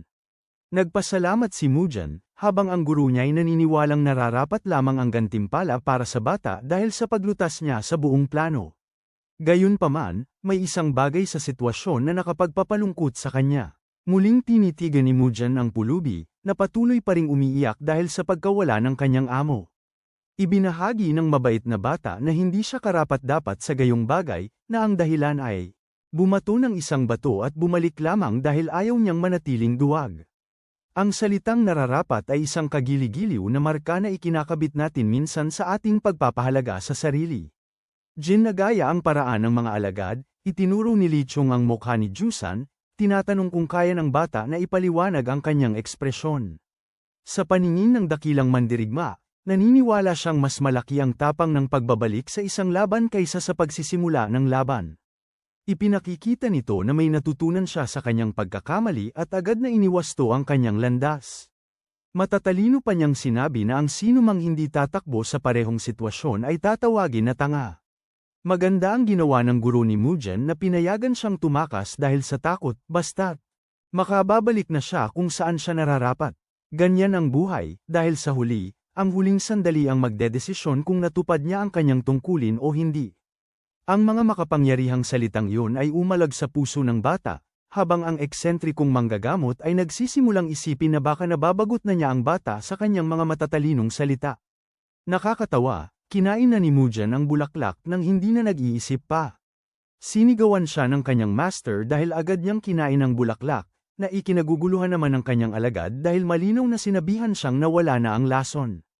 Kasabay noon, nanigas ang katawan ni Mujan dahil sa epekto. Sa susunod na eksena, pabalik na sila habang ang batang manggagamot ay nagpapahayag ng matinding masakit. Iniisip ng kanyang master na tanga siya dahil ininom niya ang gamot na pampalakas ng kapangyarihan nang hindi ginagamit ang tamang paraan. Dapat sana'y ginamit niya muna ang paraan ng paglilinang na itim na pagong bago ito inumin. Kaya ngayon, kailangan niyang bumawi at ayusin ang pagdaloy ng kanyang *chi* para maayos ang nangyari. Isang pagod na Mujan ang nagmamakaawa sa kanyang master na ipakita ulit ito. At, aba, ang lalaking ito ay biglang nagpaliwanag ng mahaba-haba. Isa ito sa pinakamahaba at pinakamalaking paliwanag na nabasa ko na. At kahit papaano, naunawaan naman ni Mujan ang sinabi, kahit pa sinabihan siya ni Li Cheng na tumahimik at mag-focus. Unti-unti, ang batang disipulo ay nagtagumpay sa pagkontrol ng kanyang *chi na ikinagulat. Ang kanyang Panginoon, na naniniwalang magiging maayos ang bata bago pa man sila makabalik sa nayon.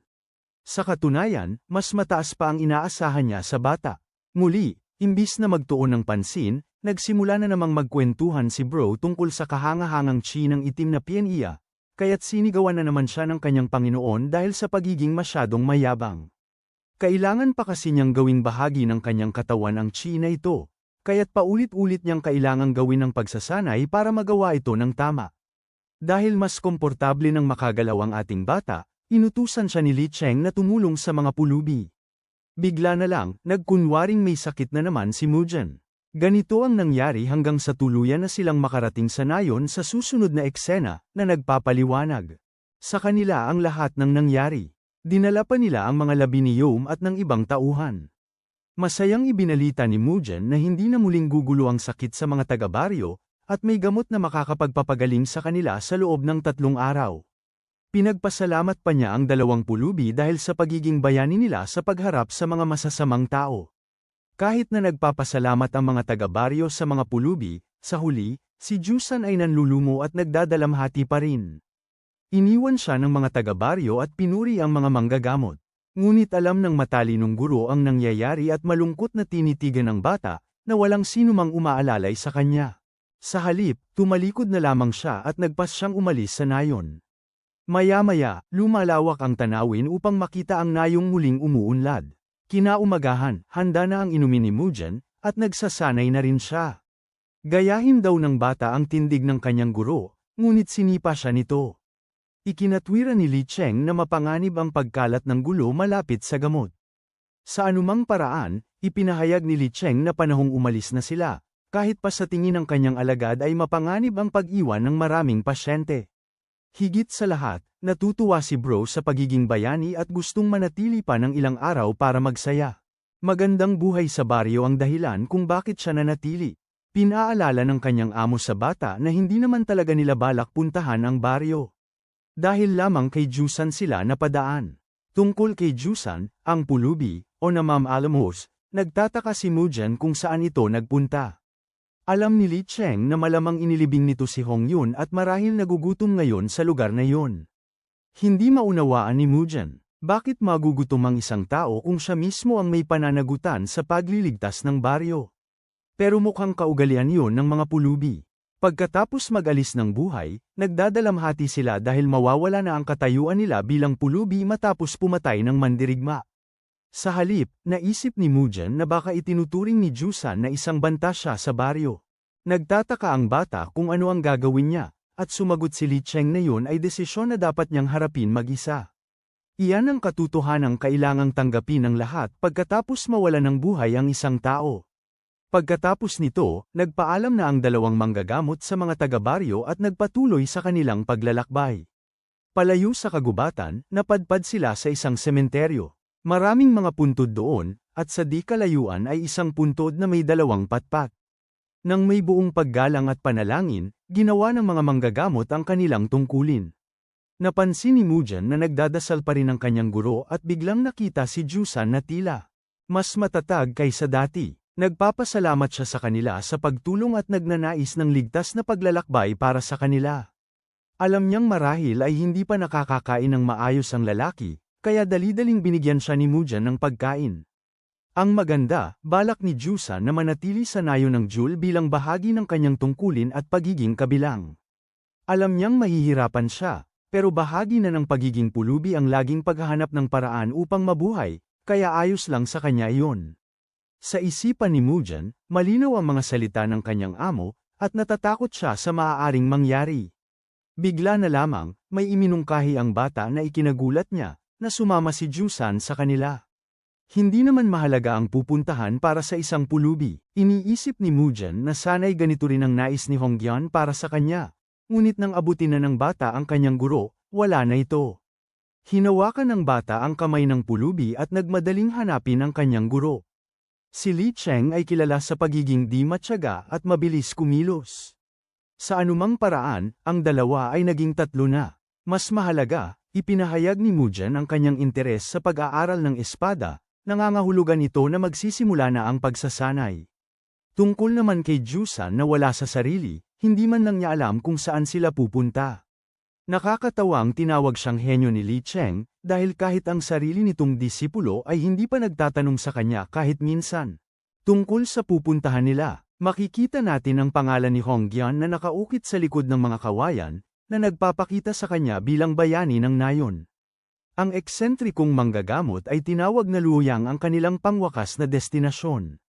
Sa susunod na eksena, makikita natin ang pagsasanay, kung saan ipinaliwanag ng guro na ang layunin ng espada ay hanapin lamang ang puso. Sa pagkadalubhasa sa espada, iyan ang papel ng isang espada. Maraming iba't ibang teknik na nagbibigay diin sa layunin nito. Ang isa ay tinatawag na wasp, na binubuo ng mga tumpak at matatalas na pagsuntok. Mayroon ding anyo na maganda ang pagkakakilala, ang ivy vines, na kilala sa paikot-ikot na pag-atake. Ang isang nangingibabaw na anyo ay ang apex. Maaaring iniisip mo na mas hindi ka pansin-pansin ang pinakamataas na punto kaysa sa iba, pero pagkatapos lang ng paghampas, namangha sina Mujan at ang iba pa sa napakalaking bilog ng panloob na enerhiya na pinakawalan nito. Bamaling ang master sa kanyang mga disipulo, nagtataka kung kaya nilang gawin iyon. Napaka-sobra ng sinabi niya kaya pareho silang napatitig sa kanya nang walang emosyong mukha bago sumabog si Mujan sa pagsasabing imposibleng gayahin ang ginawa niya. Sa palagay ng di matiyag ang master, sapat na yun para sa isang buwang pagsasanay. Samantala, diretsahang sinabi ni Mujan na imposibleng maputol ang mga puno pagkatapos ng isang buwang pagsasanay. Habang nagtatalo sila, si Jusan ay marahil nagsisisi sa kanyang mga desisyon. Sa katunayan, pinapante siya ng guro para subukan. Parehong tinutularan ng mga estudyante ang perpektong galaw, at kahit mukhang umuunlad sila sa paningin ng guro, wala namang nararamdaman si Jusan.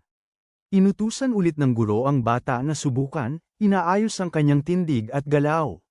Mula sa malayo, natutuwa si Jusan para sa kanila sa kanilang pagsasanay. Nagrereklamo ang batang manggagamot sa guro dahil sa sobrang higpit nito pagkatapos ng isang buwang pagsasanay. Samantala, pinaalalahanan naman ni Li Cheng ang bata na maging magalang. Ang kanilang matinding pagsasanay ngayon ay binubuo ng pagpraktis ng mga suntok sa palad sa umaga, paggamit ng Purple Cloud Step sa hapon, at sparring gamit ang mga espada sa gabi. Ano ang rutina ng dalawang ito na mahigpit nilang sinunod sa loob ng isang buwan? At hanggang ngayon, napakalakas ni Jusan, nanalo sa lahat ng 30 laban. Napansin ng pulubi na kahit isang buwan na niyang pinagmamasdan ang dalawa, mas kakaiba pa rin sa karaniwan ang kanilang relasyon. Minsan magkasundo silang dalawa, minsan naman ay sinasadya nilang inisin ang isa't isa, parang nag-aagawan ng atensyon. Nakakatawa nga, kahit ngayon, inaasar pa rin ni Li Cheng ang braso ng bata na mukhang pangit.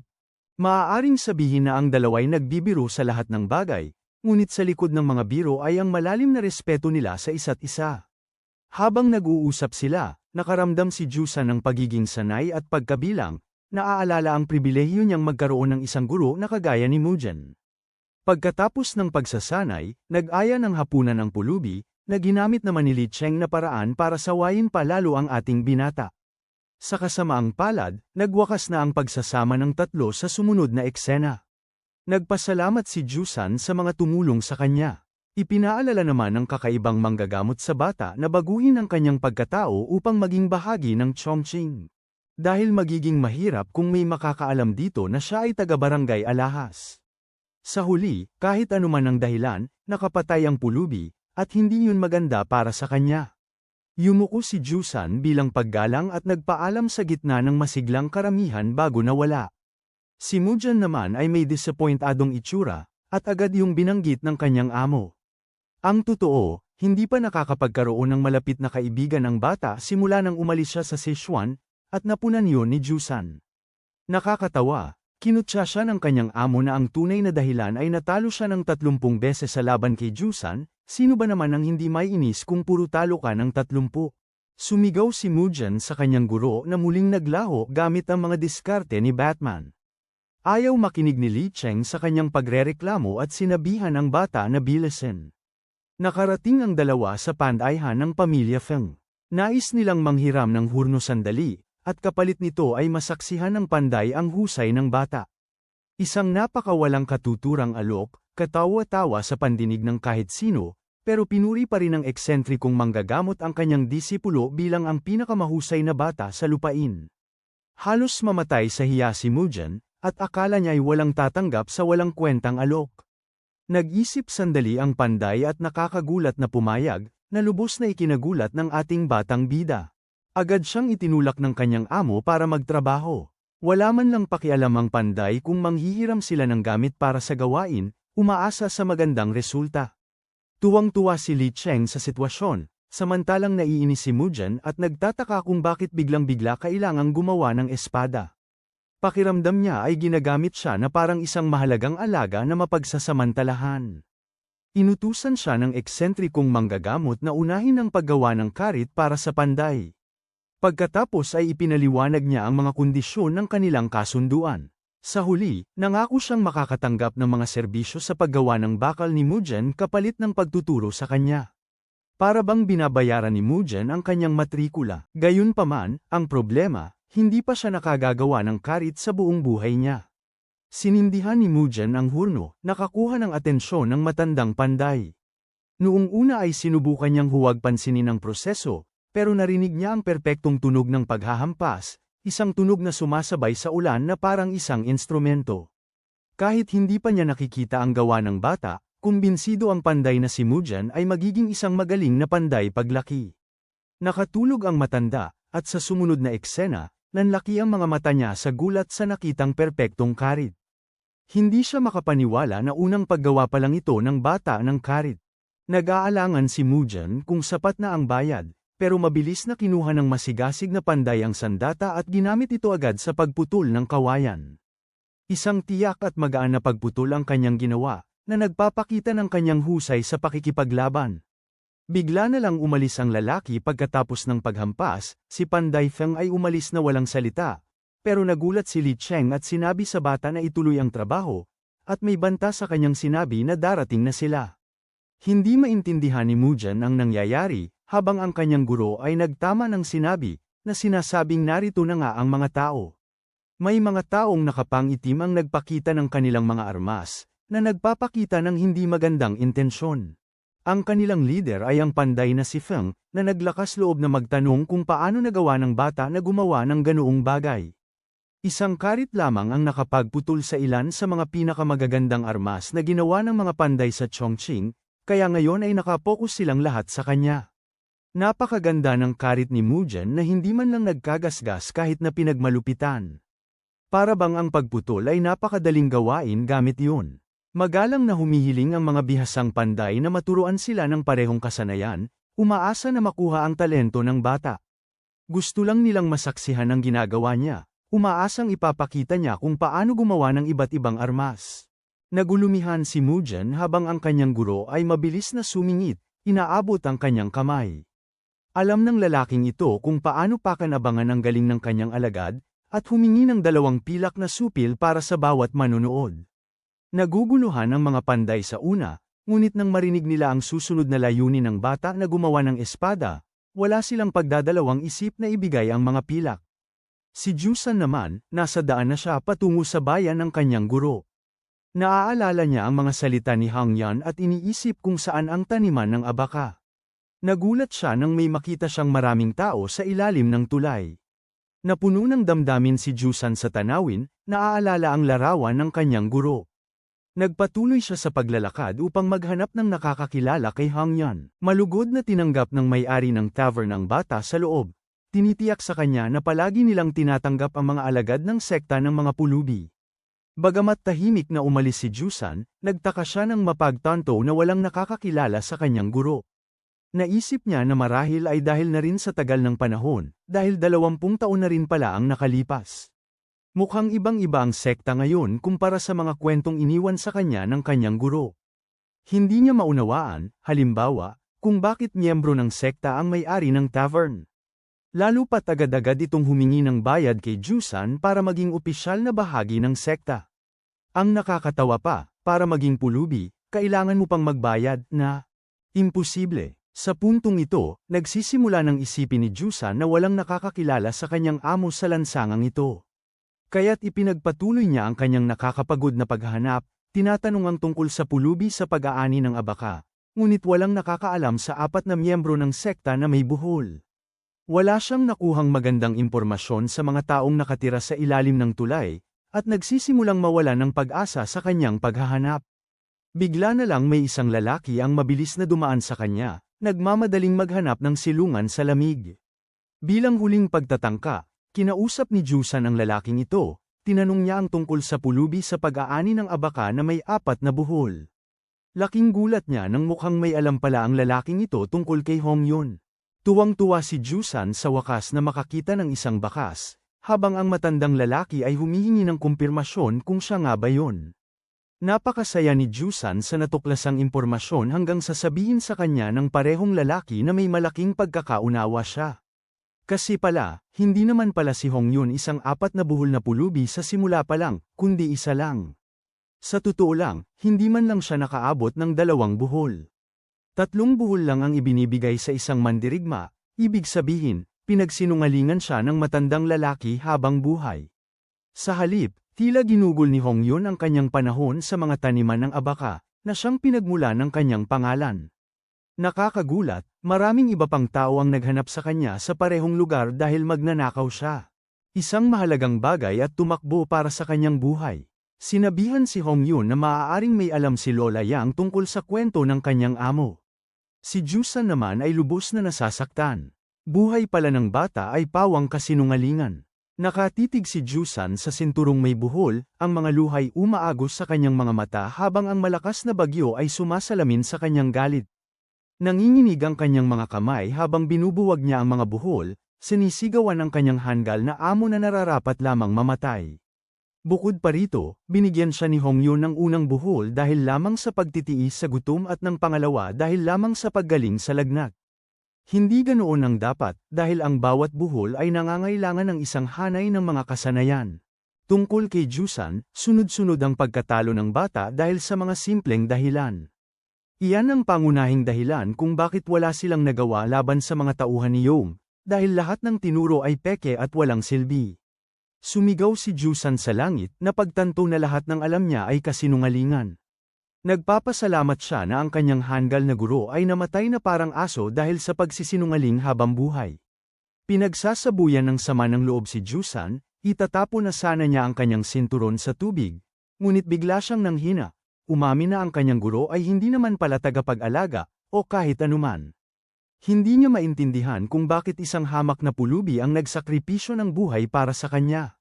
Isinubsob ni Jusan ang kamao niya sa tubig at dahan-daang binitawan ang sinturon. Umaagos ang luha sa mga mata niya at ang mukha niya ay lubhang nakakaawa. Nawala na ang sinturon at huli siyang nakitang umiiyak sa ilalim ng malakas na ulan.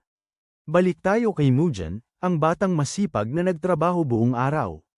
Tapos na ang kanyang turno, pero gusto pa siyang mapanood ng mga nanunood.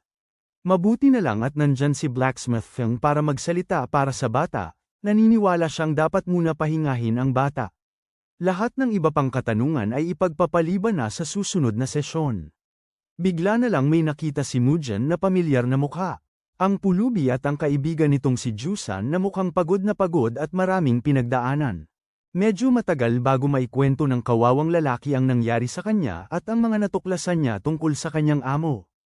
Hindi alam ni Mujan kung paano mag-react at ang una niyang tanong ay kung gutom ba ang kanyang kaibigang si Jusan. Nakakagulat na nalaman niya na may nagbigay ng pagkain kay Jusan, isang batang pulubi sa ilalim ng tulay na mabait na pinainom at pinakain siya. Kahit ayaw niya sanang kumain noong una, parang may sumagi kay Jusan kaya nagpa siyang pasayahin ng bata sa pamamagitan ng pagkain nito.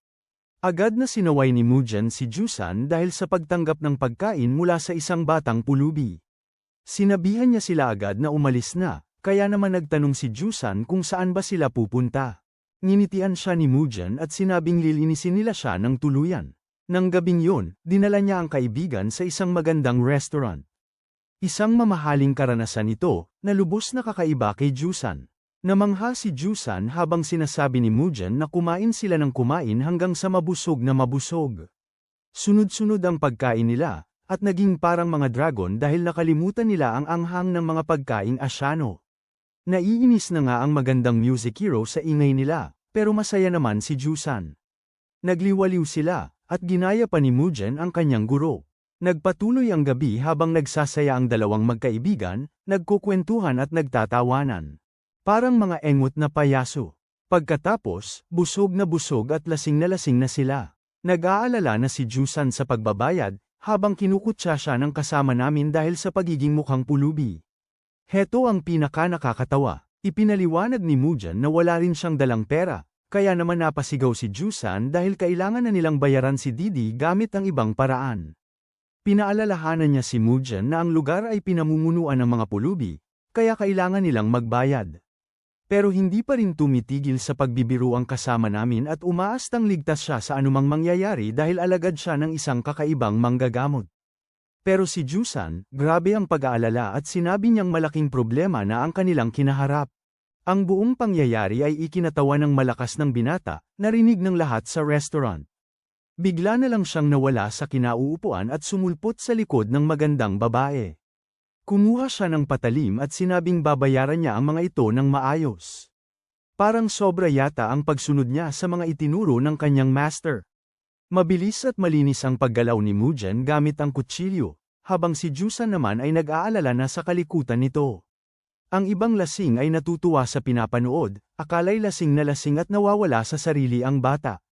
Nagtataka naman ang mga tauhan kung ano ang ginagawa ng lalaki. Samantala, si Mujan naman ay gumagalaw na parang maging malikot at mabilis ang galaw ni Mujan. Sinaman siya ng tingin ng lalaki, ang sama ng tingin niya, para bang may masamang balak. Nakakatakot ang aura niya kaya napatawag na ng staff ang mga guard. Si Little Bro naman, para bang sinasabi, "Guard, umaksyon na kayo." Samantala, si Mujan, patuloy sa pagiging pabaya. Inutusan siya ng mga guard na bumaba agad ng maayos. Pero nanatili siya roon, parang wala lang sa kanya ang mga guard. Nang akmang lalapit na ang mga guard, bigla niyang natapon ang inumin niya, at napakita ang ginawa niyang obra maestra, isang iskultura na gawa niya gamit ang kutsilyo. Tanong ni Mujan, nalasing na, kung gusto lang ba siyang guluhin ng mga guard sa pagbabayad. Sinabihan nila ang ginang na patugtugin ng malakas ang musika, at kahit naiinis siya, sinunod niya ang gusto nila. Patuloy na inukit ni Mujan ang obra maestra gamit ang makukulay na hiwa ng kanyang kutsilyo, na kinagigiliwan ng mga manunood. Nang matapos siya sa pag-ukit, sinira niya ang hulmahan, na nagpapakita ng napakagandang detalye ng kanyang obra maestra, ang 1,000 kamay na Buddha. Napakaganda ng estatwa, at isang napakagandang paraan ng pagbabayad para sa kinain niyang pagkain. Natuto talaga ang disipulo mula sa kanyang guro na si Li Cheng, na nagsabi sa kanya na palagi siyang pinahahalagahan dahil sa kanyang galing at pasasalamat, saan man siya magpunta. At tulad niya, ang galing ni Mujan ay nagdudulot sa kanya ng mga pabor mula sa lahat ng tao sa paligid. Ang bata ay hinahangaan at basta na lang tinatawag itong doodle. Sinundan niya ito ng isang obra maestra, gumugol ng 2 oras sa pag-ukit ng isang napakagandang dragon. Patawad, isang napakagaling na dragon pala. Nakatanggap si Mujan ng isang supot ng pansit bilang bayad. Nang maglaon, nagkita si Jusan sa mga pulubi sa ilalim ng tulay at binigyan sila ng masasarap na pansit, at nagdagdag pa para kay Sosen. Si Mujan, dahil mabuti siyang tao, ay natuwa sa kaibigan dahil sa wakas ay nakangiti na ito. Kinabukasan, parehong naisip ni Jusan at Mujan na magbakasyon na lang sila imbes na pumunta sa tavern gaya ng dati. Pareho silang ayaw pumunta dahil sa ulan. Biglang sumigaw ang isang boses, Hong Jusan, sa labas ng kanilang hotel. Pagtingin nila, si So Samgu pala, na nagulat na nawawala si Sosen. Kahit lagi naman siyang nagsasabi kung saan pupunta, hindi naman siya nagpupunta sa malalayong lugar. Hinala ni Samgo na sangkot ang mga tulisan sa ilog at may kinalaman sila rito. Sa katunayan, ang mga tulisan na ito ang may pananagutan sa paulit-ulit na pagkawala ng mga bata. Akala ng mga tao noon na wala na ang mga tulisan, pero may mga nakakita na ulit na kinukuha ng mga tulisan ang mga bata. Iniulat ni Samgo kung paano ibinibigay ng mga tulisan ang mga bata sa ilang mandirigma na gamitin sila sa lahat ng paraang hindi makatao. Ang pag-iisip pa lamang na si Sosen ay maaaring magdusa ng gayon din o masaktan ay nagpapagulo ng damdamin ni Samgo. Ngunit tiniyak ni Jusan sa lalaki na kaya niya ang trabaho at hahanapin niya si Sosen kasama ang isang mapagkakatiwalaan. Napasaya nito ang pulubi at nagpasalamat siya kay Jusan. Sa susunod na eksena, kinausap ni Jusan ang pangkat ng pulubi. Labis ang kanyang pagkagulat nang mapagtantong ang mga tao ay hindi man lang handang kumilos kahit na hinihingi ng sitwasyon ang kanilang agarang pagkilos. Ipinaliwanag ng may-ari ng tavern na mapanganib na lumaban sa mga tulisan sa ilog kung walang malinaw na katibayan. Hindi lang yun, ang paparating na panahon ay mayroon ding problema. Ang pag-uugali ng may-ari ng tavern ay talagang kabaligtaran ng pakikitungo niya rito noon. Iniisip ni Jusan kung dahil ba ito sa wala na ang mga marka sa kanya. Nauunawaan ng may-ari ng tavern na wala pang alam si Jusan tungkol sa Chongqing, kaya ipinapaliwanag niya kung paano pinipilit ng tag-ulan ang sekta ng mga pulubi na maging laging alerto. Mas malala pa nga ngayong taon dahil mas matindi ang ulan. Pinapayagan niya si Jusan na mismo ang makakita, na ipinapaliwanag kung paano, kung umulan pa ng 2 araw, malalagay sila sa panganib na magkaroon ng baha. Masama ito dahil nawawala ng tahanan ang mga tao dahil sa baha at may mga namamatay. Iba, para maiwasan ang kahit na kaunting pinsala, sinisigurado nilang may deploy ang bawat miyembro ng sekta para magtayo ng sapat na mga harang. Ito ang dahilan kung bakit hindi talaga sila makakapagbigay ng mga miyembro para tumulong sa misyon ng pagliligtas kay Sosen o para harapin ang mga tulisan sa ilog. Nakakadismaya ang lahat kay Jusan, na ang natitira na lang ay ang mahinang pangako ng mga nasa itaas na makikialam. Pagkatapos ng usapan, ipinaliwanag ni Jusan ang lahat kay Samgo, na minumura ang mga walang kwentang tao dahil sa pagtrato sa kanila na parang pangalawa. Walang dahilan para magtiwala si Samgo sa mga sinabi ng may-ari ng taberna.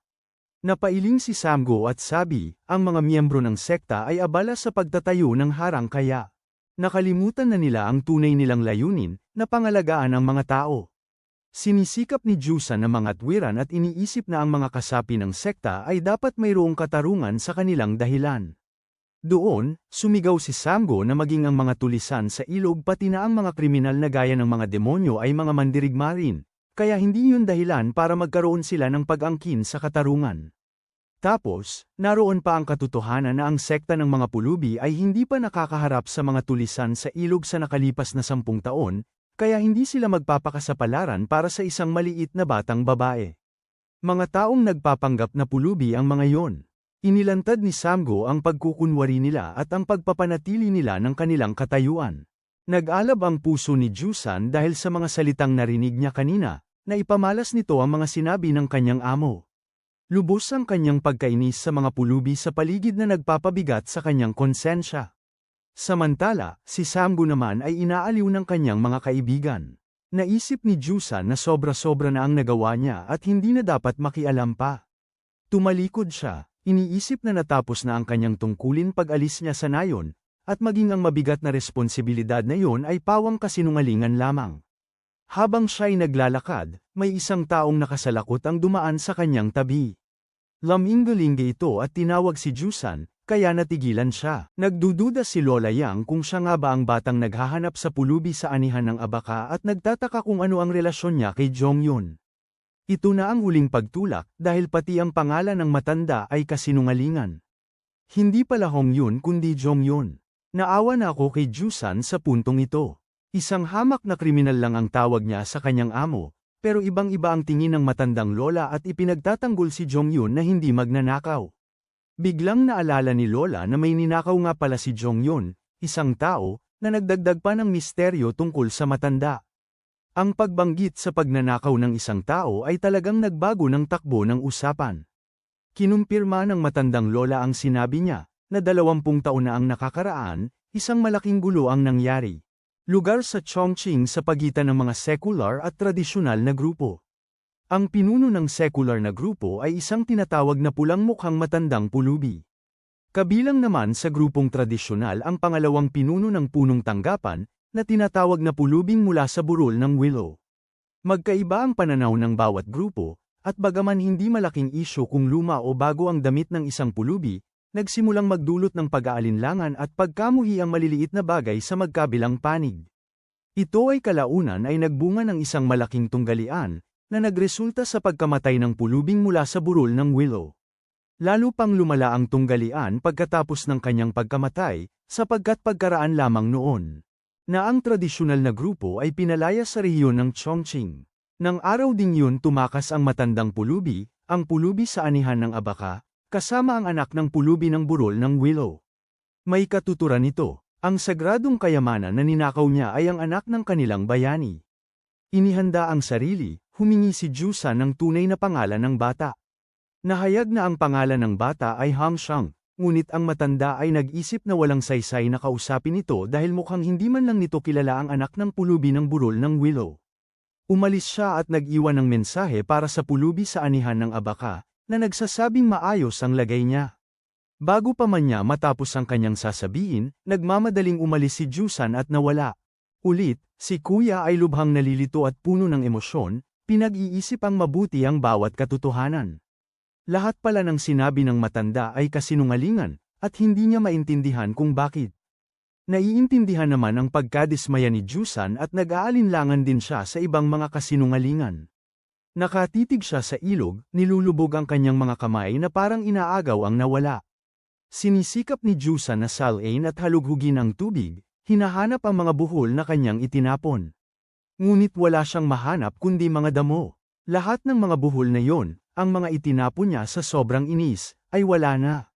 Pero hindi siya sumuko, nagpasya siyang lamusong mismo sa tubig, at pagkaraan ay lumitaw ulit. Makikita ang kanyang determinasyon sa bawat pagpasok at paglabas niya sa tubig. Sumisisid si Jusan ng malalim, pinipigilan ang kanyang hininga hanggat kaya niya habang hinahanap ang 4 na buhol ng tagapangalaga. Sa pagkakataong ito, imbes na magreklamo sa kanyang amo, naunawaan niya ang tungkulin na ipinagkatiwala sa kanya sa likod ng mga buhol na iyon. Ganoon nga ang paraan ng pagpunta ng matandang lalaki sa Baryo Jewel, at inalagaan ang bata, itinuring na anak, at pinakain ng maayos. Sinanay pa nga niya ang bata. Lahat ng iyon ay ginawa niya para maprotektahan ang isang tao. Lahat ng iyon ay para kay Jusan mismo.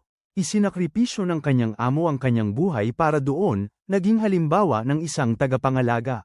Dahil sa determinasyong yon, patuloy siyang sumisid hanggang sa tuluyan niyang makita ang mga tali sa ilalim ng ilog. Hawak iyon ng mahigpit gamit ang 2 kamay, binunot niya ito, halos maubusan na ng hininga. Nagmamadaling umahan si Jusan. Nagsisimula ng malabo ang paningin niya at halos mawala na siya ng malay. Sa mismong gilid na ng pagkawala ng malay, nawalan siya ng malay habang nakikita ang pag-abot ni Mujan sa kanya. Naging matagumpay ang ating binata sa pagsagip sa buhay ng kaibigan at hinailan niya ito palabas ng tubig. Nakahinga na si Mujan, at sinigawan ng kanyang tanga-tanggang kaibigan dahil sa panunukso nito sa mga damit niya. Tanga raw si Jusan dahil lumangoy sa ganitong masamang panahon. Ngunit sa kabila ng muntik na siyang mamatay, si Jusan ay kumapit sa mga tali at tumawa na lamang. Ang tawa niya ay naging mabaliw, kinilabutan pa nga ang ating binata. Humingi ng isang huling pabor ang pulubi sa kaibigan niya, na para kay Mujan ay labis na kapalaran. Siyempre, kanina lang niya ito iniligtas sa kapahamakan. Pre, parang iniligtas kita sa pagkalunod tapos hihingi ka pa ng dagdag. Puno ng pag-asa, ipinahayag ni Jusan na dapat nilang sagipin si Sosen mula sa mga tulisan. Nagulat si Mujan, na naisip na isa pala siyang mahirap na misyon ang napili niya para sa kanila. Nagmungkahi pa nga ang ating binata na gumawa na lang sila ng mas madaling pabor. Sa susunod na eksena, makikita natin ang mga miyembro ng sekta na ginagawa ang kanilang makakaya para ihanda ang mga harang para pigilan ang pagbaha.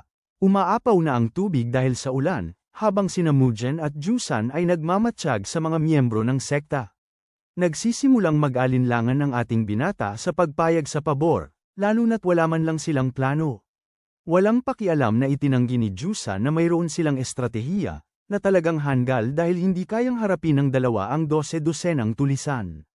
Sa palagay ng pulubi, dapat silang magtago muna at kumpirmahin ang kalagayan ni Sosen bago lumabas. Sumang-ayon si Mugen sa planong ito, kaya dali-dali silang nagsimulang maghanap sa kanya. Mayroong isang istruktura sa harapan at pinaghihinalaan ni Jusan na siya'y nakakulong doon. Inirekomenda niyang palihim na pumasok, pero sinaway siya ni Mugen dahil sa pinakamangmang na plano sa siglo. Sinermonan siya nito dahil hindi niya naisip ang kulay ng mga damit nila, na madaling makakapagpahayag ng kanilang kinaroroonan. Iminungkahi ng pulubi na gamulong sila sa putik para mapantayan ang kulay ng damit nila sa paligid, at naisip pa nitong maghuhubad. Oo nga pala, ang maghubad para magtago sa mga kalaban ay talagang matalinong estratehiya. Bigla nilang narinig ang dalawang miyembro na nagpapatrolya at nagchichismisan tungkol sa trabaho nila. Nagrereklamo sila pero masaya pa rin dahil hindi sila nasisigawan ng leader nila. Ganito, samantala, ang ating dalawang magkaibigan ay napagtanto nilang nasa malaking panganib sila, isang damdaming pareho nilang nararamdaman na parang magkaugnay ang kanilang isipan. May mga armas ang mga nagpapatrolya, habang si Mugen naman ay nagtataka kung anong uri ng mga tulisan ang naglalagay pa ng mga nagpapatrolya sa kanilang grupo.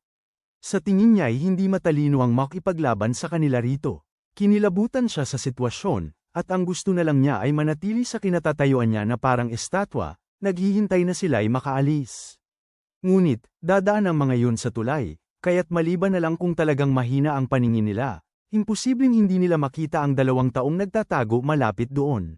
Nag-iisip si Mugen kung magtatago ba sila sa ilalim ng tulay, pero binawirin niya ang plano dahil sa tingin niya ay hindi sila kasya.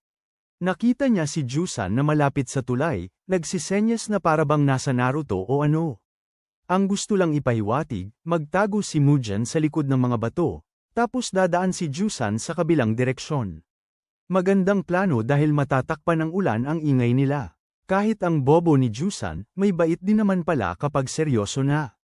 Hindi ako naniniwala. Umapak na sa tulay ang mga nagpapatrolya, dumaan at maayos na tiningnan ang paligid. Samantala, ang dalawa ay nasa magkabilang gilid, nag-thumbs up sa isa't isa bilang pagsang-ayon. Iniisip ng ating lalaki na madali lang ang trabaho, nang biglang gumawa ng biglaang pag-atake ang kalaban mula sa itaas, ipinakita ang kanyang kinaroroonan.